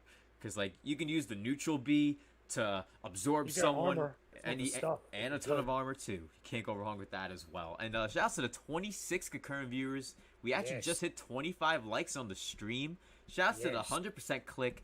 Thank you guys for coming through. It's me, V-CiPz, and JakeJames Lugo. We're currently talking about the Smash Rep reveal, our predictions. We'll then be talking about the CG Projekt Red Crunch, and then our personal thoughts on the $70 games coming in the future for next gen. So let's see more of your thoughts. And shouts to Ryan Ricardo. Thank you for coming to the stream. How have you been? Almighty Savage Animator says, my personal picks are Crash and Ryu Hayabusa, but I'm happy There you with go. anyone, to Crash be and Ryu. honest. Hey, that's how I am, though, Almighty. Because, like, I'm a Smash fan where to the point where it doesn't matter what the character is, because I'll buy the Fighter's Pass regardless. Because I love Smash that much that I just already got want mine. every I'm character. ready. Me too, As me soon as too. it drops, I'm ready. Yeah, literally, once Fighter's Pass 2 dropped, I bought it. Like, it's like, oh, it's out? Here's my money. Take it, I did Sakurai. that specifically, to make content, obviously, for YouTube and Oh, stuff. But yeah. it's like I just wanted to start playing. As soon as they drop that, I can play with everybody. Because the thing is, as soon as characters come out, that's usually the time when everybody's online and everybody's like jumping on it. So Now, that's here's an usually the best time to idea. What if... Because originally the DLC was going to be all done by now if the pandemic wasn't going on. So they would have released everyone in the Fighter's Pass by now. Technically. maybe. That Give or that, take. that was what they originally said a year or two ago when they were playing the second pass. But my question is similar to the Pokemon dilemma with the bundle with the DLC. Do you think Nintendo and Sakurai, Sora Unlimited, do you think they would make a bundle of Smash Bros with all the DLC bundled in at some Yeah, of point? course. Oh hell yeah, of course. Like that, I don't. There's no reason for them not to. That's money on the table. Like, and the Right. thing is that I'm pretty sure they would do it not just digitally with the eShop, where you Physically could as buy it well. like that. Because I think you could do that now with the first, but with the first pass, Yep. I think at some point. The But- first pass, yeah. The second But pass, there's not no yet. reason to stop them from doing that once both passes are completed, and just like because Spider Pass 2 is the last one, they're not doing Yep. any more beyond that, according to them. Granted, they say that now, right? Yeah. But Now. at some point, once it comes out, what's to stop them from releasing like a special edition of Smash that has everything, or again another Switch bundle that has Smash with everything? It's highly likely, in my opinion. I agree. It's definitely possible. I'm surprised though they didn't do it with Mario, with the Mario 3D All Stars. But granted, that's been so weird, with that Yeah, release. it's a going very forward. weird collection. There is minor issues with each of those ports, but Yeah. some people were making jokes online. Fidel, Fidel, Games Cage. Yeah. Friends with him, and he posted a video about Thwomp from Mario 3D All Stars from Thwomp's Fortress, and it was like a meme where it's like Thwomp is coming to Smash. Trump is coming to Smash. So imagine that, and there'll be people that made him too. Watch. Oh yeah, it'd be hilarious to see people made him because like he won't be able to recover. Yeah, and imagine like he can't recover at all, like worse than Lil Max. So if he were to jump off the ledge, he can't even do anything else. He'll just fall right down. But would it be funny if Thwomp was made into an assist trophy? just for the goof of it. That would be a good idea. That would be funny. I'm surprised that's not even a thing already. Don't they have the regular I forgot what it's blue called. one? Not the Thwomp, but the other one. The that they have. Womp. The Womp. Okay, so Thwomp and Womp. Okay, yeah, they're weird names. But I still. think they have Womp. I'm not 100% positive on that though. Because I'll be honest, I haven't used assist trophies in like 2 years. Yeah, like mad long. Yeah, I play 7 to 8 minute You play matches, real 3 stock. rules in Smash Online. Yeah, I'm playing real competitive with real Wi-Fi. Real life. With- Oh god. with no rollback netcode. Oh yeah, that's a whole hour's discussion. Yeah, we're not gonna go too deep into that part of it because I would be here all day talking about that. Captain Chat says no. The digital bundle is likely gonna be $85.99. The physical is gonna be the same price. So and that's for Pokemon. That's just That's saying, for like, Pokemon. both the regular prices of both the passes with the regular price of the physical release like that. So, but again, they would do it where they would probably mark it down maybe by like $10. It'd Yeah, probably be a to little try and bit incite people That's to what go. Gets people interested in it. Yeah, because let's be honest, if it's gonna be the same price as just buying it separately, why would you buy it bundled? You know what I mean? Exactly. Wouldn't make sense. So it definitely, Exactly. I understand your perspective on that. Having it like just $5, if not $10 cheaper to incite people to get that version, that physical. But I definitely see it being either $79.99 or $89.99 for that bundle. But when it comes to the Smash rep, I see everyone getting mad tomorrow morning with a Pokemon Gen 8 rep. That's my personal opinion. But if it's a third party rep, I'd love it. That's I would love a third party That rep. would be so funny to see the reactions. Like, I'd be a little pissed off as far as like not getting a third party character, but just to see everybody else's reactions to it would be kind of funny. Oh yeah, and the best part, there's always the reaction videos. Oh, Yeah, those are the best those way it's too. all compiled together. Can't go wrong with that. And Matthew Hammond says, when it comes to Smash Bros. Ultimate, they'll do a 4K Super Smash Bros. Ultimate with the Switch 2, and I suspect it will run at 120 Yeah, FPS. right. Yeah, right. I don't know. I don't know what Nintendo world was we live in. slow to get onto the HD train when it came to just 1080p. You really think they're gonna jump on 4K right now? Come on. Yeah, let's be honest. Half the games on the Wii U weren't even 1080p. And they're still struggling with the online netcode. They're still struggling with the online infrastructure of the eShop. Okay. Yep. Let them finish their dinner before they get to dessert first, for God's And their sakes. dinner started 3.5 years ago. Years ago. It's like that person at Thanksgiving where it's usually like just the take everything, it's don't usually know the that- grandparent at the table. They're still eating, and everyone else finished eating 2 hours before them. And it's like, are you done eating yet? No, I'm not done. And they're still eating the same piece of ham from 2 hours ago, trying to carve it up. Oh, That's my funny. God. Yeah, but so you think Dante for tomorrow, right? I think that if I had to choose one or two, I would say either Dante or Crash Bandicoot. Those are my safe bets, like that, because those are the ones that make the most sense for me right now. Yeah, for me, if I had to pick two, then Cinderace and Ryu Hayabusa, because I really feel like a Koei Tecmo rep has to happen at some point. And since they've been so quiet about it, it may be Ryu Hayabusa. I don't know. We That'd be won't know interesting. till tomorrow. So, and thank That'd you all be for very, being very here. interesting. Yep, definitely. And Shadow King says, for the last question of this segment, well, hold on. I want to mention what Decepticon said real quick. I haven't bought any DLC fighters yet. Decepticon, Go buy some DLC fighters. Please, for God's sakes, James, Please. what's wrong with you? You got homework tonight. Yeah, that's your homework, Decepticon. And Decepticon, there may be Zelda characters. Maybe Impa one day. Maybe Impa. Maybe. I mean, granted, with the popularity, obviously, of Breath of the Wild and now Age of Calamity being a thing, like, there's a lot of Zelda rep already, and I don't think they need it. But I don't see anything stopping them from putting someone like Impa or any of the other champions, for that matter, like putting like Rivali or any of the other champions in there. Yo, if they put just having the champions as like assist characters, like I don't know what's funny. Why not? If they put Rivali in, people be like, "Oh, look, it's bootleg Falco." Oh, it's bootleg Falco. Right? Oh man. And the last comment of this portion is Shadow King 1982 says, "What about a Tails rep?" Okay, here's the thing about Tails. I think there's other franchises that we would get before Tails. As much as I like Tails, I would pick Lord Irvin from Tales of Symphonia. Yeah, that makes the most sense because of Nintendo. But like Tekken, I feel like you would get that before anything else. Yeah, and, and I feel like there's other games that would show up beforehand. Hayachi is totally possible. We almost forgot about that. They have the costumes and stuff, so they've had like nods to it, and I get it. But like, I feel like there would be other Bandai Namco like series you would get before Tales of, and that sucks. I know as an RPG fan or JRPG fans out there, that sucks to hear. But that's just the reality of it. That's just the business side of it. Yeah, definitely is. But speaking of business, one thing businesses shouldn't be doing, especially with game development, crunch. And one developer says they haven't been doing crunch for the past year or so, and it seems like they have been going through crunch. Cyberpunk 2077 developer CD Projekt Red promises are broken. They've broken their promise that they said that they had of crunch, and they're forcing employees to now work 6 days a week. And there's many employees who've been saying online that they've been going through crunch during the pandemic, which, to be honest, in my opinion, they've already delayed the game 3 or so times. I think they totally could delay it again, and no one would be that mad at the end of the day. Because we are going through a pandemic right now, and a lot of games already been delayed, so it's very possible. Exactly.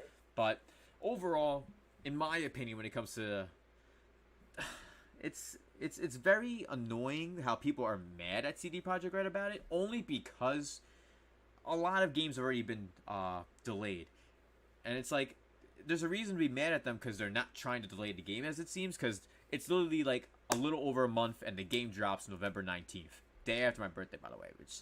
That's pretty nice. Dope. Yeah. That's your birthday present right there. Yeah, right there. But what are your thoughts on all of this when it comes to the entire breakage of their promise of crunch? And do you think it's been happening for a year? Or do you think it's been just during the pandemic? Let me make something clear about this. A couple things that preface what I'm going to talk about, because it's a couple things. Number one, I talk to a lot of developers, a lot of indie devs, and some AAA devs, and people that have been on teams with some big games.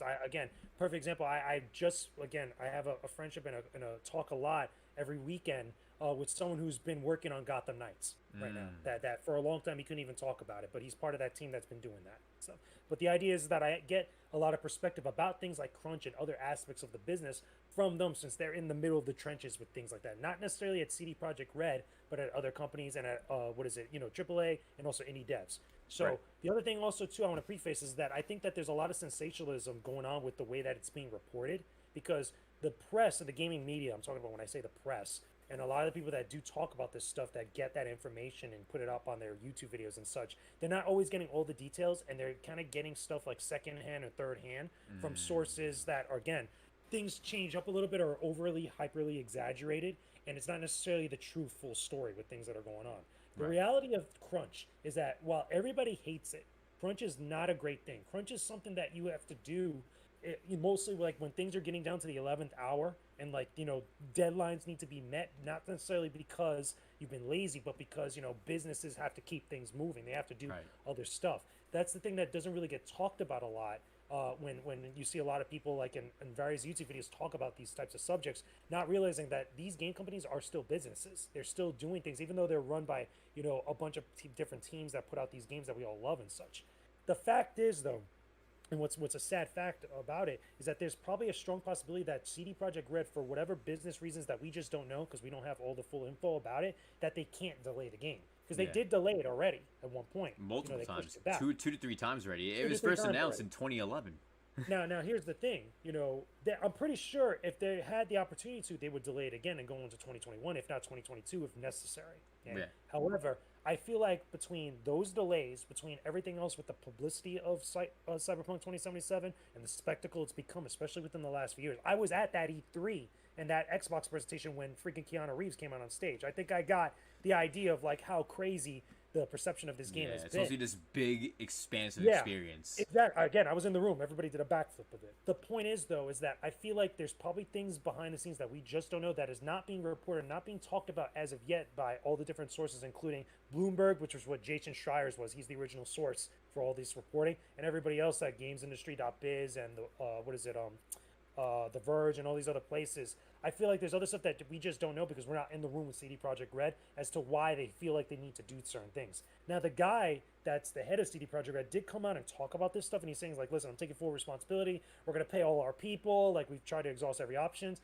I'm giving him the benefit of the doubt. I feel like Right. the way it's being reported, and a lot of people out there that are talking about this are not giving them the benefit of the doubt. And I feel like the people over there at that studio have deserved that because they've done a lot of big games that have made a significant, again, the Witcher series, the Witcher 3 itself, just alone, like they have that level of quality when it comes Yep. to their games. And also, And when I it comes feel to the physical, not to cut you off, Yeah. but like the physical that they got is one of the best physicals on the Switch. They put a Yeah, lot of effort straight into up. this. They got the highest quality cart, 32 gigabytes, with all the DLC included. Yeah, And it's exactly. Now, a great game. Great. my point in all of this is that while it sucks to deal with crunch and nobody wants to deal with it, again, all the people I've talked to that have been in studios and on teams that are making games, nobody likes crunch. However, there are probably times that you have to deal with it and you just have to, get stuff done and you have to meet your deadlines, you have to meet your benchmarks, you have to meet all this other stuff because if you don't and things go wrong, that could cause all sorts of other problems that could lead to a game getting canceled. And that's just Definitely. a sad fact. And you don't want that. We don't want Oh, that yeah. for Cyberpunk. Obviously, I don't think it's that bad.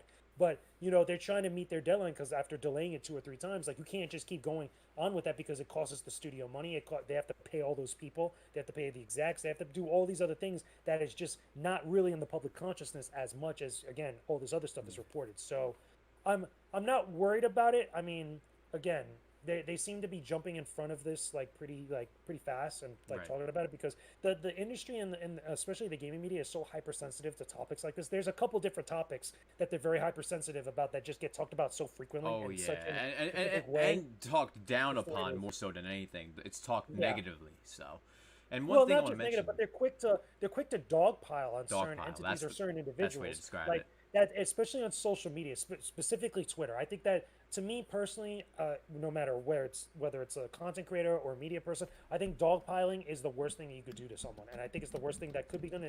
To me, it's not professional. Unless it's something super heinous, like someone committing a crime or doing something really messed up. There should be no Or reason to extorting dogpile. money from their development team, like Yeah, stuff like that. like some of the stuff that you heard like during the PlayStation 5 event. Like I think it was that team that revealed the game, and all of a sudden, like no, they were in a legal battle for the IP, and like there was Right. all this other crazy I- stuff. Like that's that's like insane. crime stuff. Like there's other things going on with that. Yeah. But when it's just like things like this, where it's like okay, they have to come out and talk about this stuff, or they have to reveal and be honest about something, I don't think it's right to dogpile on them. And sometimes I see that a little bit too often, and I think that's a little bit disingenuous, and it's a little bit malpractice when it comes to reporting and kind of like observing and really kind of diving into the discussion of these things like that. You have to do a little bit better by your audience, whether you're an outlet or a content creator, in order to tackle important and serious subjects like this, because these are people's lives Yep. that are dealing with crunch. Like the people don't like it, and they have to deal with all the like fallout from that because of their families and their real life and stuff. But like stuff does still need to get done. So if you don't crunch and you have to push things back, well, what happens after that? That's the type of stuff that people don't like to talk about. Yeah, it's one of those things that are very hush hush in the community, whether it's a content creator talking about it or someone who's actually in the No, industry. I don't think it's hush hush though. Honestly, I don't think it's hush. I think now, especially within the last like half a decade, I think it's become something that people go out of their way to talk So about, it's or more go out of prevalent. their way to make the discussion become about that. Because I've seen that happen plenty of times at different articles, like Kotaku, at Polygon, at Rock Paper Verge. Shotgun. All these different types of things that get brought back into that conversation when the catalyst or whatever it is that originally wasn't necessarily about that. Like, and again, that happens all the time. Yeah, and one thing I want to mention about CD Projekt Red, I don't know if you saw the Tokyo Game Show Spike Chunsoft event, but they actually Not went. that one. Yeah, because the thing is, Spike Chunsoft, they've made a ton of different games. Like Danganronpa and AI okay. Insomnia Files, but in Japan they have the rights to publish Cyberpunk 2077. So they had an entire hour-long plus show showcasing the gameplay from all 3 routes, and that's the thing a lot of people keep forgetting about. They had to I make thought they 3. showed that at E3 or something similar to that at E3 because I saw a presentation of that when I was at E3, Oh, but I didn't get yeah. to see some of the other stuff. Yeah, they did that, but they also showed like actual gameplay too, like of a person playing Yeah. live as well. Yeah. So That's what we had at E3. Something That's similar exactly along what those they- lines, They did it yeah. with different classes. yep, they had all 3 classes, and I think that's what's making it take longer than it needs to be, in my opinion, is having the 3 different paths you can choose. I think What I that think kind is of also thing because is they an did issue. talk about it. They talked about it in some of those articles that were published that it even came from the head dude at CD Projekt Red himself is the bugs and just the beta testing and just like the retesting of it, trying to make sure things are stable. Yeah. Because when you're building a game like that, any game, and again, The Witcher, Skyrim, any freaking Fallout out there, those games are big games Giant and things open break world RPG kind they of games. break super easily, and like if that happens and you release a game like that, what do you think is the first thing everybody's gonna say? Like, This they is shipped out a broken. broken game. Like they Yup. don't want that. And CD Projekt Red is one of those developers. They want to make sure things are as perfect as possible, but in this scenario, they don't want to do any more delays, and they don't want to keep pushing it back. It seems. But let's see what the They probably chat don't. thinks, though. They probably can't. Exactly. I think they can't too. It's that because the holiday season's right here. I think they just want to just get it out now, and it makes sense. And maybe there'll be some DLC. There's probably be DLC similar to The Witcher 3 eventually too. So over the course of There's one thing time, we should they'll work say, on though. it. There's one thing we should say about all this, like what I mentioned and what you're mentioning too. We're not excusing crunch. Oh Like, you yeah, gotta that's make that not what very we're doing clear at all. because We're not excusing it. Crunch is not a great thing. Nobody, like I said, nobody wants to do it. I've talked to people that have been active, have done crunch, and it's like, no, it sucks. It's just a part of the like- industry. It's what But it then is. what do you? It's part of the industry, and it's not a great thing. But then what do you do if you're not able to do that? If that's completely out of the question, then you have to figure out, okay, what do you do afterwards to get stuff done? That's the thing. That's also part of the conversation that doesn't get highlighted as much. But it's not an excuse for crunch itself. Yeah. Oh, and shouts to Almighty. Thank you for coming through the stream, and thank you for subscribing to Jake. I really appreciate that. And yeah, Thank you. Fire 7 tomorrow will be awesome. Have a good one, Almighty. And let's see if you have any thoughts on CD Projekt Red, the games that they have, and how Cyberpunk 2077 is going through a little fiasco with the crunch situation. Let me know, and Jake as well, in the chat. We'll be talking about that for a few minutes, and then we'll be going over the future of next-gen games being $70. The Cedron says the Switch port of Witcher 3 is incredible. Oh yeah, the quality of it was so amazing, and that's the thing about CD Projekt Red. They really care about the quality, but as Jake mentioned, in this scenario, they just can't stop it. They can't delay it at this point for some reason. So hopefully we can figure out why eventually, but if not, it's all good. Yo, we're actually about to hit 30 likes on the stream.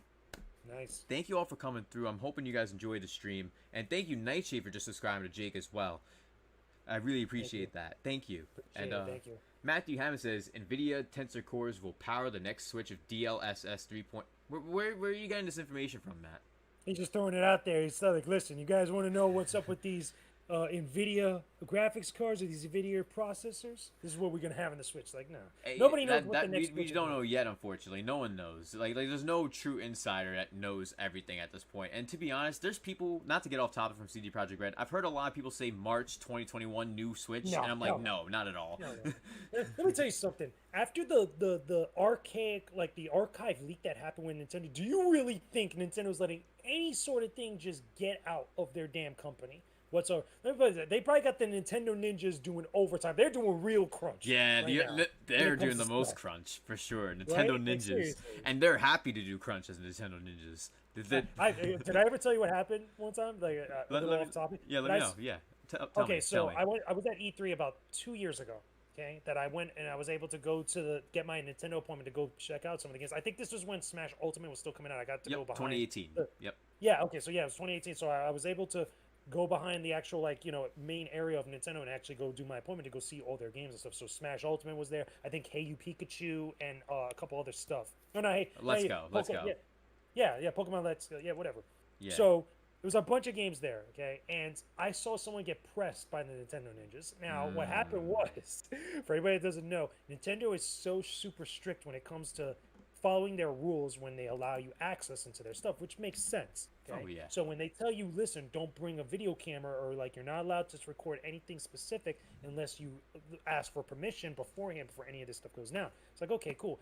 When that happens, there's certain games you just cannot record, even if it's over the shoulder. They just straight up don't allow you to do so. Yeah. This one guy with a camera that was a pretty big camera, so he got in there With this that big camera, camera. but like he was. Whatever he's doing, he's holding it there. You're gonna know this guy from like any distance. So he's all of a sudden recording this game over another person, I think another media person's shoulder and stuff. And as soon as they said that, the guy that was helping me and like 2 or 3 other dudes all like converged on this guy, like literally went in on this man like they were like a strike force. Like seriously, this was either something out of Nintendo freaking Rainbow Ninjas, Six. get him! The Nintendo Ninjas literally get, and the best part, this is the best part. This made me laugh because all the security at Nintendo that are working with them, they're wearing suits and stuff, but they all got little Bowser pins or like little Nintendo themed pins, and I call them the Bowser Brigade because they Bowser literally just have Brigade. all that. It's like the funniest thing. You had to see it. It was amazing. So- It scared the hell out of me. So Like, there's the never- Nintendo Ninjas, and then there's the And the class Bowser above Brigade. them, the Bowser Brigade. The Bowser, Oh my the God. Bowser Brigade, those same dudes were also the same dudes that were walking around with Reggie at one point. Because I remember Reggie walking around E3 and he had a group of people with him, to escort him wherever Yeah. he goes because he's going to go course. check out the other games and stuff. And, So, and he's a but, like, big prolific figure, so he obviously needs and some that people dude, to that be dude around looks him. like he could oppress everybody. But like it was hilarious just seeing them go to work. And then when they're done and they removed the guy, by the way. Okay, they came back and he just continued the demo with me, and I'm like, okay, I'll follow the rules after that. Like, but that was amazing. Yo, It's I'm so trying to think what they hilarious. did. I'm trying to think if they took his camera, they made sure No, they what deleted the probably footage did- or. What they probably did is like they probably kicked them out of the area, like they just got them out there and whatnot, and they probably blacklisted them because when you do something like that, again, as a media person, I could say like when you're doing something like that and you break your promise and break your agreement to doing something, they will just straight up just not work with you again. They'll make sure to go through with that to make sure that doesn't happen. But I assume they would have also been like delete that footage you just recorded now because like if Maybe. they I just mean, kick him depends on out, what he he still got. has the footage. You know what I mean? Maybe that depends on what he got because again, like maybe they went over to him and like got the camera, asked him to delete it, or probably called other security from the E3 people because again, it's a case by case basis because Yeah, at that's E3, true. Case by certain case. things that go down, like it's serious when it happens. You don't want to get thrown out of E3.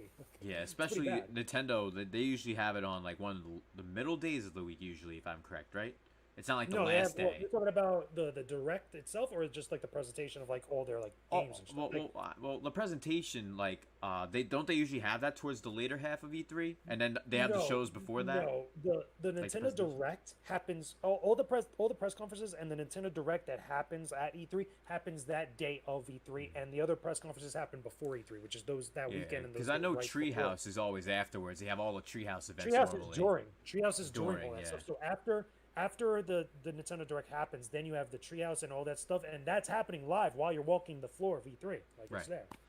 I Summer Games Fest was horrible. The best thing we got out of Summer Games Fest was the triangles from the very first day when they were showcasing the PS5 and all the potential of Unreal Engine 5, and all they were talking about was triangles the whole time. So I made a meme video like all hail triangles and Oh, those polygons. oh yeah, but because like Summer Games Fest is just not comparable to E3.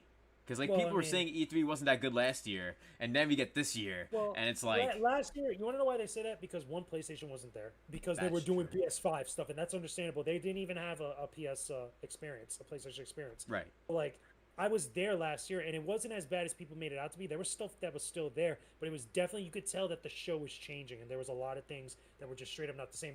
There's a place in E3 that I call the Great Divide, which is where you have the Xbox section, which is Microsoft, and the PlayStation section, literally right next to it, and it's this long corridor, this alleyway that you see both colors, the green and the blue. The Great You walk through it, I Divide. call it the Great Divide. Yep. Yep. And it wasn't there this year because obviously PlayStation wasn't around. Yeah, it's wild, man. Hopefully next year things are much better because I was I don't gonna think go we're to gonna have it two. next year either. Honestly, real talk. Because of COVID and because of what E3's been trying to do, like again with all the craziness of E3 the last year and stuff, I think that show is drastically changing, and there's going to be a lot of things that are going to be very different the next year or two. Yeah, and speaking of other shows, Too Many Games. I was considering going to Too Many Games this year. I was gonna go, and after everything that happened, Yeah, don't expect to go to cons or to any expos or events, conventions whatsoever until almost 2022.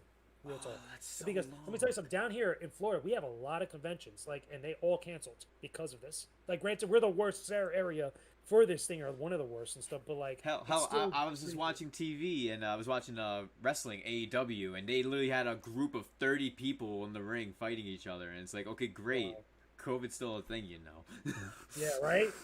You think that's bad? And that's in Florida. That's in Jacksonville, right next to the Jaguars arena. That's crazy. That's crazy. It is, but luckily things haven't gotten bad for them, and things are hopefully going to continue to get better. But I do think the apprehensible effects of this disease, that COVID, will affect America and all the rest of the countries around the world drastically with these kinds of things. Conventions, Yeah. concerts, all kind of stuff like that. For a long time, yeah. So let's see if anyone has any more thoughts on CG Projekt Red Crunch.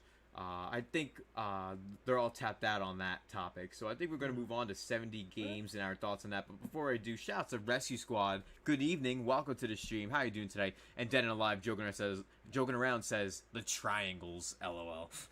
The triangles. All hail the triangles. But $70 games, I think $70 games is smart in the sense of, like, the developers technically should be getting that much money out of the game, $70 worth. But the problem is most of that money is not going to be going to the developers. It's going to go into the higher ups, the lead people of these companies like EA, Activision. So I think that's one of the main issues for me when it comes to $70 games. And also, that kind of price tag is a little pricey for a lot of people, especially since we are in a pandemic and they're doing this now, of all times. It's one thing if they did it next year and up the price by 70, but Demon Souls, I think, is like going to be what, $79.99?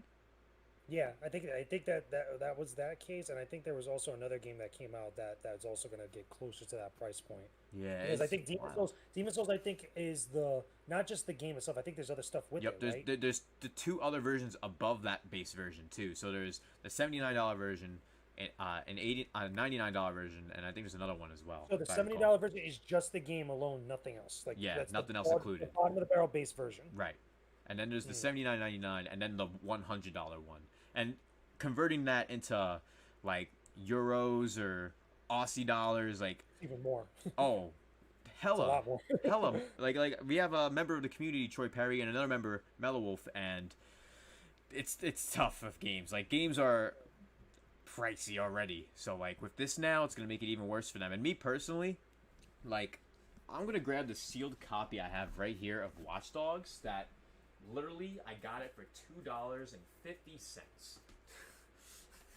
Sealed. Perfectly sealed. Brand new copy. $2.50. I didn't get it day one. Got, like, $2.50.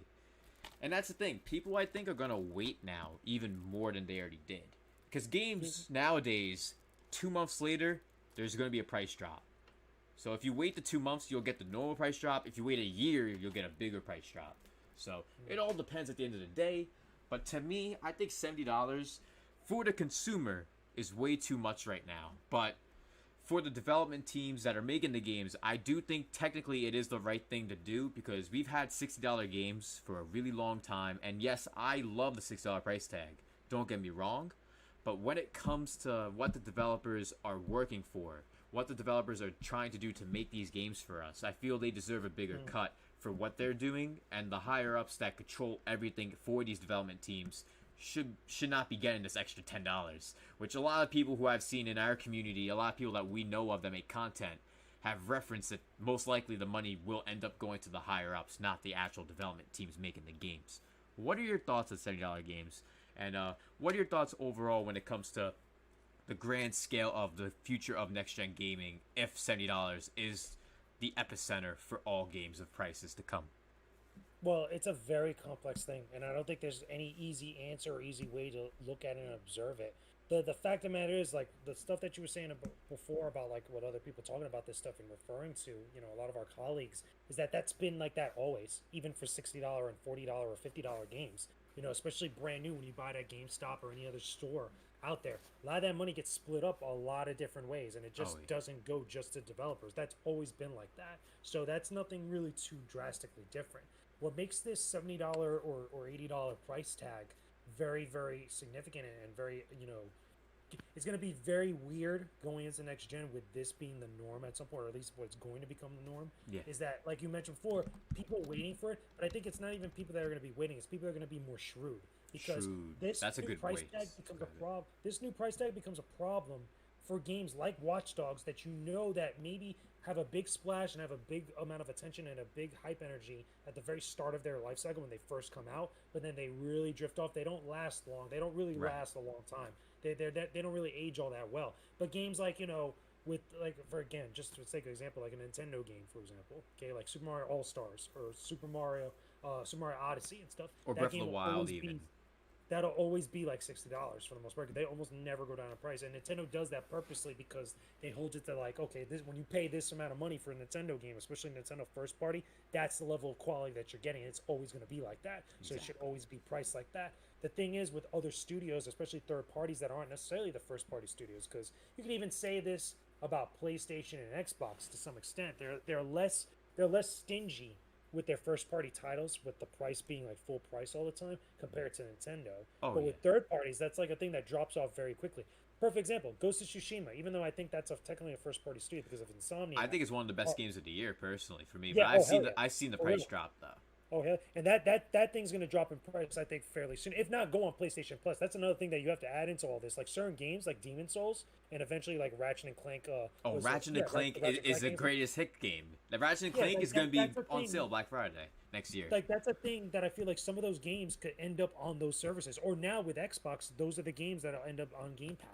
You know what I mean? Like there's a lot of other factors that are going to come into play into this, and it's going to make a lot of this conversation, a lot of what's going to happen with next gen, very weird. Because a lot of people are going to be a lot more shrewd. They're going to look for a lot more deals. Because let's be real, if you've been paying $40 to $60 retail price for a full brand new release game, and now you're getting told you have to pay more on top of everything else you got to deal with in your own personal life, obviously people are not really going to like that. And some $60 games have tons of microtransactions, like Oh, NBA that's a whole 2K nother as well. conversation. That's a whole nother layer on top of this. But again, that's my point. It's like there's all these different things that are compounding on one another, and it just kind of adds more and more and more and more on top of that. So you get people starting to buy less. You get people starting to be more shrewd with what they buy, or again looking for deals, or even resorting to other things, which is just the nature of the beast. And it's always been like that. But after paying $500 to $600 for a console, especially just to get that, whatever online service, whatever accessories and stuff, and then now you got to pay a lot more, even more for the games. It's gonna add up real quickly, especially now. The pandemic really messed up a lot of things for people and threw a lot of monkey wrenches in the industry Right. because not only nobody could have predicted this, but now it's gonna be all like a completely like weird new landscape that people have to just kind of figure out at this point. And when it comes to that new landscape, there is one question I want to ask you. I've asked a few people about it, and they said, well, the few people I've mentioned, they said it won't make a huge difference when it comes to this. Do you think because of the $70 price tag, things like Game Pass look more promising and they look more affordable? Yes, of course. Yeah, for someone to say that doesn't make a significant impact, I think that it does in some way. Maybe not huge, like what people might imply. Yeah. But like looking at something like Game Pass, where with Microsoft specifically with Game Pass, you could get those big Microsoft first parties like Halo day one if you already have Game Pass, and you don't have to drop more money for it if you're already paying for Game Pass. Yeah, you don't have to You know, pay another $70 for a granted- game. Like, Now, granted, you don't own the disc. That's obviously the trade-off that you get. Yeah. For someone that's going to go all digital, they don't care about that stuff. The people that care about the physical disc, they're not going to always go all digital, but they will dabble with it. You'll still have those same people that buy physical retail games that will still get Game Pass for the stuff, like, for various different reasons. However, the person that just buys Game Pass like that or just cares about their console going all digital is not going to mind as much. They're still going to get their Halo day one like that. And I think there's even potential for the PlayStation Plus collection for PlayStation 5, which is basically their answer to Game Pass. It's just that right now at the moment it's just going to be PlayStation 4 games. They're going to be on PS5. I think that has the potential to add the same thing like what Game Pass has, to put PS5 games on there and make it a much more kind of like appealing service. So that way they're in real competition with Microsoft in that front.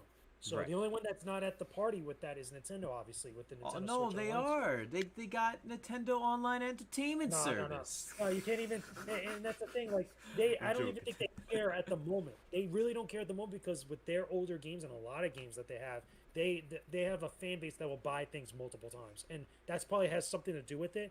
But also, I don't think that they've figured out a way, or at least looked at that and seen it as like applicable to them and how they could make that work for themselves. So it's really just going to be PlayStation 5 and Xbox Series X that's really going to see if that type of thing with Game Pass and PlayStation Plus collection is really going to work. It's not PlayStation Now. Oh yeah, now is going to be PlayStation Now is a discontinued completely soon. different thing. I think it's going to be It's- discontinued.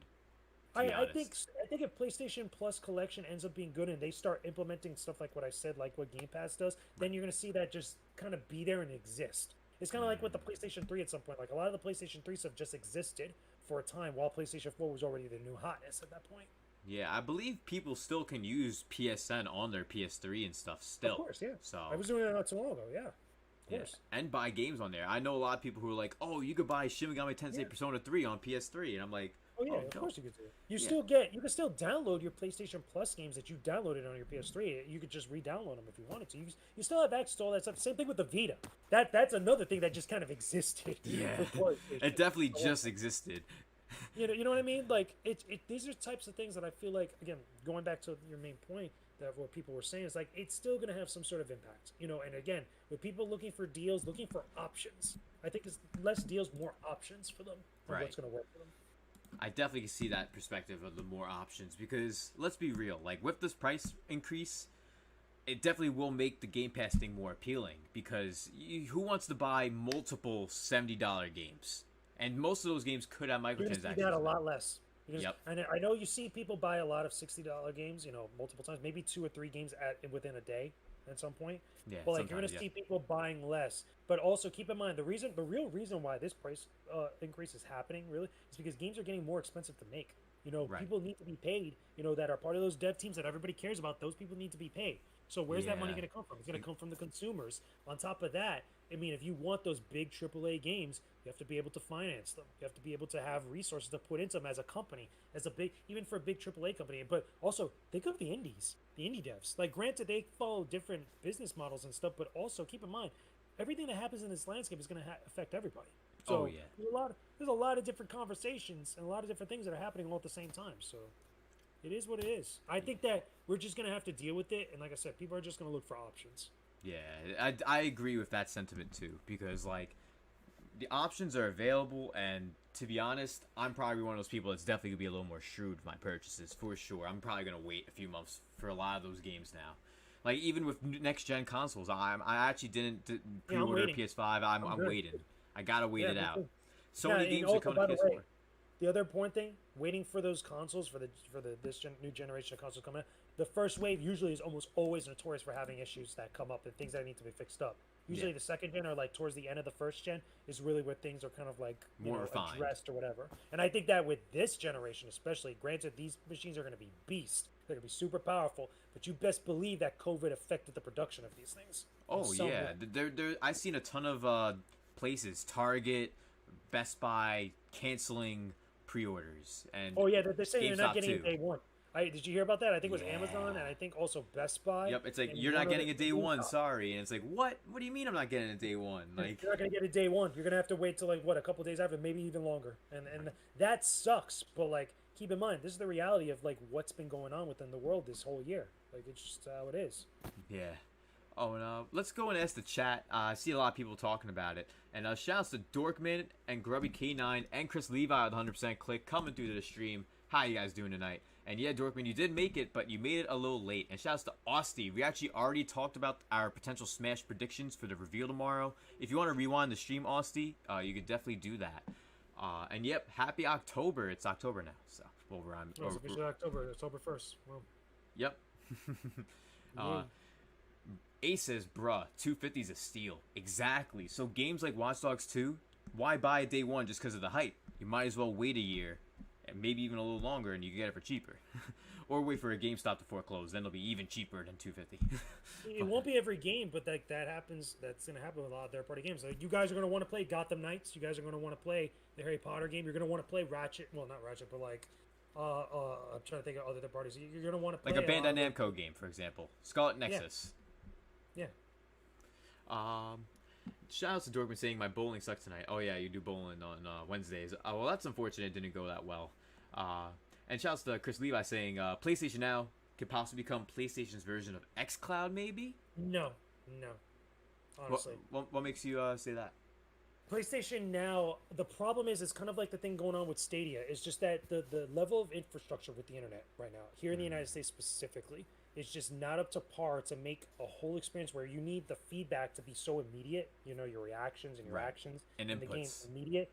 Streaming that to a console, there's going to be so much latency, and there is latency right now with just between your internet connection, between the TV and where it's coming from. There's so many factors that just make it so not worth it and not good compared to playing a game on a disc. It's just the way it is. Even people that I've spoken to that that have worked on Stadia and have done stuff with Stadia and stuff say very similar things. Yeah, and when it comes to all that, like PlayStation Now and the latency, what's crazy about PlayStation Now and using that is you're able to broadcast your gameplay to other people and have them be able to watch. Not like live streaming on YouTube and stuff, but like just getting a friend, inviting them to watch the gameplay. And I watched a friend play Psychonauts off PS Now, and that latency was really bad. Now, it's funny you mentioned that. It's very funny you mentioned. I was actually having a conversation about this not too long ago with someone. I think another thing that hasn't really been talked about as much that will become a factor in the conversation with these new consoles is the idea of streaming. Getting the type of quality that we get on Twitch or YouTube gaming with that type of stream quality and that customization and that experience onto the consoles in a better fashion than what we had with PlayStation 4 and Xbox One. Because you could stream your games on your console and people would be able to watch it and stuff through your console, but it's not the same type of experience as if you actually had a streaming setup and stuff. And that's going to be something that pops up later on, I feel like, with these new consoles. Definitely. And we have a few more questions left for this topic. Shadow King says, the problem I see with the $70 is PC has games still at $60 when a good gaming PC blows any console out of the water. Well, I got the perfect answer to that. Yeah. I got the perfect answer to that. The problem is that not everybody has a good gaming PC. Not everyone also has $2,000 or $1,200 to chuck at a PC. Even a competent PC, when you're paying just $500 to $600 just to get it at like a Best Buy or something, the common person just does not have it like that. The problem is that it's so much more convenient just to get a console, pay the $200, $300 for even for a base console, or now at this point like the $400. You know, for the brand new consoles at this point, you know, to not deal with the problems and the things you have to deal with when you're playing on a PC. It's just not how it is. I mean, it might be cool. The PC Master Race might be awesome when it comes to. I'm enjoying my PC, man. Gaming on this PC has been awesome. I'm not gonna front. It's amazing, but like it is not practical for a lot of people. It's not. You got to look at the general audiences. Yeah, and most of them, it's just easier to get a console overall than to build a PC. I had someone build this for me and ship it off to me. So it's like, if you don't know how to build a PC, it's not going to be easy. You have to like know someone. There's a barrier there that like a lot of people just don't bother with. Yeah, and that's me included. If I was told to build this PC, it wouldn't have happened. I wouldn't have been able to do it. I would have made some terrible mistake with plugging some stuff in. It would have been horrible. It's something I just saw now. Shadow King put in there. He put a question. He said, but why is PC not changing the price, though? Well, PC games have always notoriously been a lot cheaper than their console counterparts, so especially even at release, because not many people, compared to the console, buy on PC. Because, again, they don't have the PCs to run it like that, or at least run it good on the settings that are ideal to play that they could just get it at the console and not have to deal with it. You know, it's just the way it is. Again, the demand there is not as big on PC as it is for consoles. And we have one last comment of the night. 100% Click member Matthew Hammond says, will $70 games cause an increase in cost for Game Pass, where it will now be $20 per month? Me, personally, I'm going to say no. I think it's going to stay $9.99. And if anything, they already have Game Pass Ultimate, which is the $14.99 entry. That's the big one. Yep. And if you want to join Game Pass, the first month is always $1. So that's always great. Because I just got Game Pass the other day on PC. Game Pass is worth it right now. Like, it is. It's the best time. I had Game Pass at one point when I still had my Xbox. I had it when Gears 5 came out. And that was like, again, you got it day one. Like, you're good. Yeah, and the best part. And you get all these other games. There's so many. Like, and on PC, Gears Tactics. This RPG that I've been super hyped about, Star Renegades. I can't wait to start playing that. I finally got to play Streets of Rage 4. Like, there's so much stuff. And like the one it's thing I will insane. say that Game Pass does and PlayStation Plus Collection is going to do is give people options to dabble with games that they never would have actually bought, and games that they have the ability to try before they actually buy them. I have a in good much more example of better that way. already. Yeah. Goat Simulator. It runs horrible. Not because of my PC. The game itself doesn't. It drops frames all the time. It's Like a black game. yeah, and I did research after downloading and playing the game, and I saw a lot of reviews are pretty much mixed, all of them. So I was like, yep, delete. And I saved money. I saved money just for Game Pass, and that's the thing people experienced don't that same thing. realize. When it came to trying a game out, I experienced that same thing when I played Hellblade, because I had Games Pass for a while, and I played Hellblade: Senua's Sacrifice, and I was glad I did because that game is really good. It's You know, amazing. and I love it. I would have never paid full price for it if I wasn't able to actually play through Game Pass. Like, it was pretty good. And it's only $9.99 a month for just that, and that's not even getting the $14.99 entry. So I think it's definitely being overlooked. There's your Netflix for us gamers. Pretty much. Exactly. And when I found out that I literally had all these games basically in the palm of my hand to play if I want, like, it literally blew my mind, honestly. Like, it really did. And I think overall, the $70 price increase, if anything, will incite more people to be more shrewd to get those $70 games and to maybe consider the PS Plus Gold exclusives, that plan that they're planning on doing on Sony's PS5, as well as Game Pass on Xbox platforms. People will be more inclined to do that instead of paying for $70 for a game, plus tax, of course. And we also have two more messages right now. Rescue Squad says, I haven't tried the Beat 'em Up bundle yet. The Capcom Beat 'em Up bundle? I'm not sure if that's on Game Pass. Do you know if that's on Game Pass? I don't know. I'm not sure. I know it's not on PC, but when I played the Beat 'em Up bundle, I think it's the same one I'm thinking of. Like, it comes with Streets. yeah, what is it? Final Fight. It comes with 4 games, I think, 4 or 6 games. I had that on PlayStation 4. I think. And the final comment from Juice Man Vaughn. Shout out to Juice Man Vaughn. I'm glad you've been here. I think you've been lurking today. I appreciate it. He says, man, next gen is going to be so anti-consumer that it will force people to make some hard choices all around. Agreed. No, that's not true. You don't think so? Let me say something. Like, anti-consumer is a term that gets thrown around way too much in our YouTube community by a lot of our colleagues too. I think that's wrong, because anti-consumer is not necessarily what people are referring to when they're actually talking about this stuff. What's happening now is that things are getting a little bit much more stiff and a little bit much more tighter, but it's not anti-consumer. Anti-consumer was what Activision did with Call of Duty Modern Warfare 4.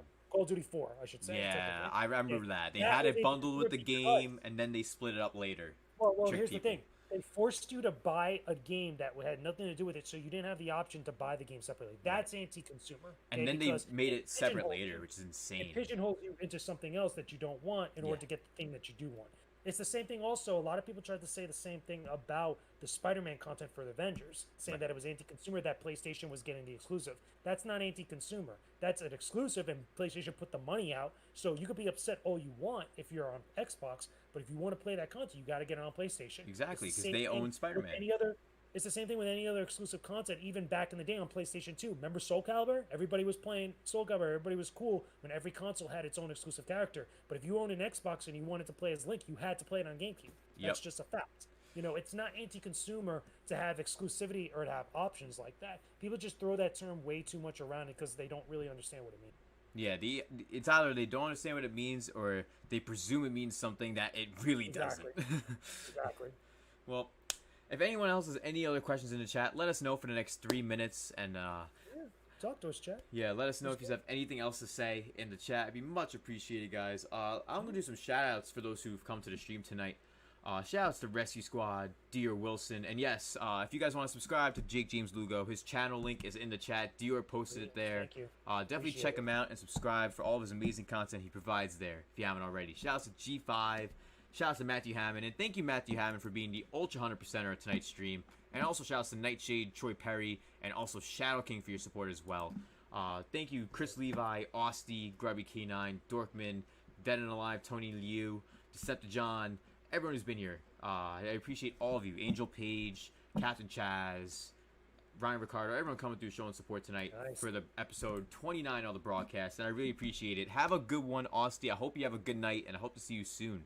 And thank you for coming on once again, Jake. I really appreciate it, bro. Definitely. Appreciate you having me on. Again, I think it's fun. We haven't talked in like a hot minute, as far as talking like this. Yeah, it's been a minute. it's been good. So it's good. Again, I appreciate it. I appreciate you having me on here. And again, anytime you want to have me, anytime you want to just chat it up, I'm always around. Definitely. And G5 says, do y'all feel that Death Stranding? No. Hell no. What? Yeah. If you want to know real talk, what I believe is close to as perfect of a game you could be, it's the original Super Mario Brothers. Real talk, and that's not even me saying that as a Nintendo fan, because that's a game with the way that it was designed and the way that it was envisioned and the way that it's become, over the years. With A its part of legacy. gaming history with the way it's You know, been so and it's perfected. not even just as a Nintendo game. That's a game that you can introduce to someone that has never played a video game before, and they could totally be in with it, and they could turn them into a gamer. And they it's can so understand simple, it smoothly too, very swift and easily as The well. the only other one I could say that about also in some way is Tetris. Tetris is literally again. I was just talking about Tetris not so long ago. Funny enough, right? Yeah. But it was like one of those games. It's one of those games that is so simple. It's so universal. That's the word I was looking for. It's universal. Yeah, so universally accepted and easy to understand. Definitely, I definitely can see that as well. And Juiceman Vaughn has one thing to say before we let you go for tonight. He says, Juiceman Vaughn says, well, here's the deal. $70 games will move folks towards Game Pass and PS Plus, and in reality, it's killing physical slowly. At least that's my thoughts. That's not true. That's not true. I'll tell you why. Because a couple different things that even this same conversation was being had during the PlayStation 4 and Xbox One era. And I gotta say that now because it's coming to an end. Yeah. It's like, even during the beginning to middle portion of that era of those consoles, that people were saying like, oh, these consoles are gonna have these digital environments. People would just buy digital because why would you have to go to GameStop and buy this and spend a little bit more money? The fact is, people not only love their physical media just for the ownership and the collecting aspect of it. Two, it's a habit that is not going to be broken by a lot of people for various different reasons. Three, the online environments, again, both the online stores and the streaming section of that is just, again, not as stable or not as like a sure thing compared to just going and picking up a disc, like what people have been doing for as many years, with disc, with cartridges and all this other stuff. Right. And the other thing, too, is that just because the games get a little bit much more pricey doesn't mean that everybody's just going to immediately jump to this other thing because they're turned off within that moment. I bet you those same people that complain about the price increase for games are still going to go out and buy some that they want to play. Yeah, those people are shrewd about it. When Ratchet and Clank comes out, people are still going to go buy Ratchet and Clank if they still want to play it, if they still want to have it in their collection. Same goes for Horizon Forbidden West. Same goes for Demon Souls. Miles Morales. Same thing. Like all those games. If you're really in with a game, if you really want to play it, if you're really into that series, you're going to find a way to get it, or you're just going to be like, the hell with it and just go pick it up. I did the same thing with Super Mario 3D All-Stars. I didn't think I was going to buy another game, and I ended up buying it because it's Mario. Oh, yeah. I got the digital version to play. I got this version sealed. You bought it twice, you see? Yep. You're part of the problem. Most people bought it twice. Exactly. And unlike most people, I'm critical of a lot of things that I enjoy. I'm one of those people where it's like, if I enjoy something, I will say my critical points about it. Like, when it comes to Pokemon, when it comes to Mario, when it comes to Kingdom Hearts, because, like, I hate Kingdom Hearts 3. Mario 3D All-Stars, I felt had some laziness in the ports in some ways, while adding stuff in others that I wasn't a fan of. And then when it comes to Pokemon hasn't been good since Gen 5 in my opinion. But that's just me. I'm a Gen 1 guy. No, Gen 1 through Gen 5. Gen 1 and 2 is usually me because I like Pokemon. I think Pokemon Gold is the best out of that whole series. And have you played Heart Gold, Soul Silver? Mm-hmm. Yeah, I have my copy of Heart Gold. Yeah, that's the best game, honestly. Out of all the Pokemon games, that's the best one, Heart Gold, Soul Silver. Because you get the two regions. It's the Johto region, all polished up and remade, and you get to go back to Kanto again. You have 400-something Pokemon with Gen 3 and Gen 4 in there. It may not be 900 Pokemon like it was in Gen 7 and 8, in Gen 7. Gen 8, we don't even have 600, but... well... It's a lot of Pokemon, man. Too much. Hey, I want all the Pokemon. But, yo, Jake, thank you so much for coming on for episode 29 of the broadcast. I really appreciate it. Ace in the chat says, facts. Heart Gold, Soul Silver, the GOAT. It definitely is. Definitely the GOAT games, for sure. And I really appreciate you coming by, Jake. It was much appreciated. We had a lot of great insight from you and great discussion between the two of us. For anyone who may not know where you're at, what you do, let them know one more time. Let them know your Twitter and all your good stuff. Sure. Everybody who's in the chat right now, if you guys can, go follow me on Twitter. It's at JakeJames Lugo. The reason why that's important is because I'm still doing the G4 Needs Talent thing. I've been trying to get everybody to see my video so that way G4 and Adam Susser could actually hopefully hire me as a host on G4. So go Which check would be it out. awesome. I would love that. It's actually it's the pinned tweet on my profile. Go follow me on there. Go share it with the hashtag G4 Needs Talent. You know, share the actual video that I did. It's me using the nunchucks, by the way. Yeah. Talking about why I want to be on G4. So if you want to see some cool nunchuck action, that's one thing. Yeah. Besides that, like I said, I'm on YouTube right now. I know that the guy's been sharing it in the Yeah, chat. Dior's been sharing the link. Thank you, Dior. Check it out. Subscribe. I'm still on the road to try to get to 10K. I'm still been busting my butt. I'm just broke 2K finally. Nice. I'm at 2,100 right now, which is cool. But I still got a long way to go. Literally a long freaking way to go. And I do a lot of videos. I upload every single week. Today, I just posted up my Kirby's Dream Land 2 review. I have Dreamland 1 as well. I'm going to be doing my Halloween videos, or at least Halloween-themed reviews, including games I'm going to be reviewing are Splatterhouse 2 and 3. I'm going to be reviewing also Gargoyles, the Disney game on the Sega Genesis. Possibly looking at doing a review for BioShock, the original BioShock, because now the remaster came out on PS4. Can't go wrong with BioShock. Can't go wrong with that. BioShock is a classic. There's a lot of stuff. I'm even going to be doing a top 5 video about games that I could recommend that could help better your gaming skills, that could help make you a better gamer overall. I'm actually working on that right now, so it should be coming out fairly soon, but check it out. Show it some love. I'm also on Instagram. All the links that you would normally go to follow a person, like Twitter, Instagram, Facebook official page. I even have a Discord server you guys could join that's for free. You guys can go check that out. All that is linked on my actual bio and also on my profile in YouTube. And I also share it also on social media and stuff. But yeah, go check out all that stuff. Again, it's all there for you. Hopefully let me know if it's actually good, if you guys enjoyed, and I hope to see you around. Awesome, and thank you everyone for showing support on tonight's stream. Thank you Ace, Nightshade, Ryan Ricardo for enjoying the stream, and everyone coming through. I really appreciate it, and once again, thank you for coming through. Maybe we'll do this again sometime in a future episode for sure. Definitely. And if there's any topics on a future date, definitely hit me up and let me know. And I'll definitely consider having you on for that night if possible, man. Thank you so much for coming through. It was a blast. Had a lot of fun, man. Same. Definitely. So I'll definitely hit you up again later tonight after I wrap up the stream. I'm just going to give my last 5 minutes of the stream outro going on right now. So thank you for coming through, man. I really appreciate it, bro. Awesome. Do you have a good one, chat? Thanks again for everything. Hope you guys enjoyed the stream. Definitely, and we all enjoyed having you here. Oh, wait, sorry, $5 dono saying good stuff. Thank you so much for enjoying this episode of the broadcast with me and Jake. I really appreciate that, man. Thank you. He came in and dropped the gill. That's what happened. Dropping the gill. Dropping the gill. Dropping the hell money from Disgaea 5 to hell money. I actually just started playing Disgaea 5. It's actually a lot of fun. Have you played Disgaea 5? Disgaea 5 in full? No, I haven't, because the last couple, again, JRPGs, they take so long. The last couple I played was obviously Persona 5. I did Final Fantasy 10 recently. I did a whole review on that. Yeah. I'm going to be doing Final Fantasy 9 soon. It's like, they're long. Yeah, so I hope you guys definitely check out Jake's channel if you haven't. And thank you for being here, Jake. I hope you have a good night, man. You too, man. All right. Take it easy, guys. You too, bro. Peace. The call experience was great. I love how Discord's like, how's the call experience? It does that all the time. Shout out to the 22 concurrent viewers. We had about 22 to 24 concurrent viewers for the whole night tonight.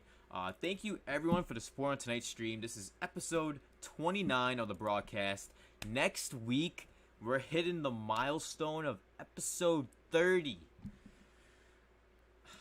I'm not 100% positive who the guests will be next week.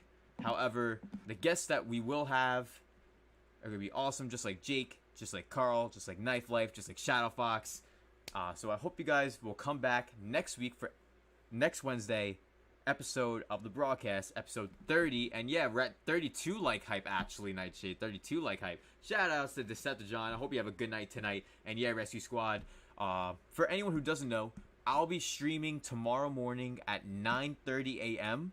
covering the Smash reveal for the new character that's being revealed. So I hope you guys are hyped for that if you haven't already. And thank you, Nightshade. I really appreciate that you enjoyed this episode. It definitely was informative, great discussions overall, and we had a lot of great feedback from all of you watching as well. Seriously, once again though, shout outs to Shadow King, Juiceman Vaughn, Troy Perry, Nightshade, and Matthew Hammond for the support tonight as Super 100%ers, and Matthew Hammond as tonight's Ultra 100%er. All of your support as the 100% click is amazing. Booming support. It really means a lot, guys, to have all of you enjoy the content provided. And if you guys are ready to check out my new video, I know a lot of you haven't seen the video yet. There are some of you that have, and I thank you guys so much, but the video is so close to 100 views. Let's get the video to 100 views. If you guys can rate my new video for my Persona 4 Golden review, it would really mean a lot, guys. I put about nearly 40 hours of time into this one video. It's my longest review to date as well. Most of my video reviews for video games, they usually last between 2 minutes to 10 minutes. This video is a 20-minute long review. The link is in the chat. If you guys can check out that video after you smash the like button on this stream, and if you haven't already, subscribe to JakeJames Lugo, and also subscribe to the channel here at V-CiPz to stay up to date on the videos, the live streams, the music, and all the content that we have provided for all of you here in the community. 100% click in the building. Let's go. Shoutouts to Rescue Squad, Decepticon, Nightshade, Juiceman Vaughn, Ryan Ricardo, Ace, G5, Death Stranding's trash, bro. Shoutouts to Austy, shoutouts to Matthew Hammond, Shadow King, Grubby K9, ODG Dorkman, Dead and Alive, everyone who's been here tonight. It's been a blast talking to you guys, hanging out. Captain Chaz, everyone who's been here. Dank Meme, Chris Levi. I appreciate all of you for being here. It really is much appreciated. And don't forget to check the link in the chat to please watch my new video. I really appreciate that. And if you enjoyed this stream, don't forget to smash the like button before you go and rate that video.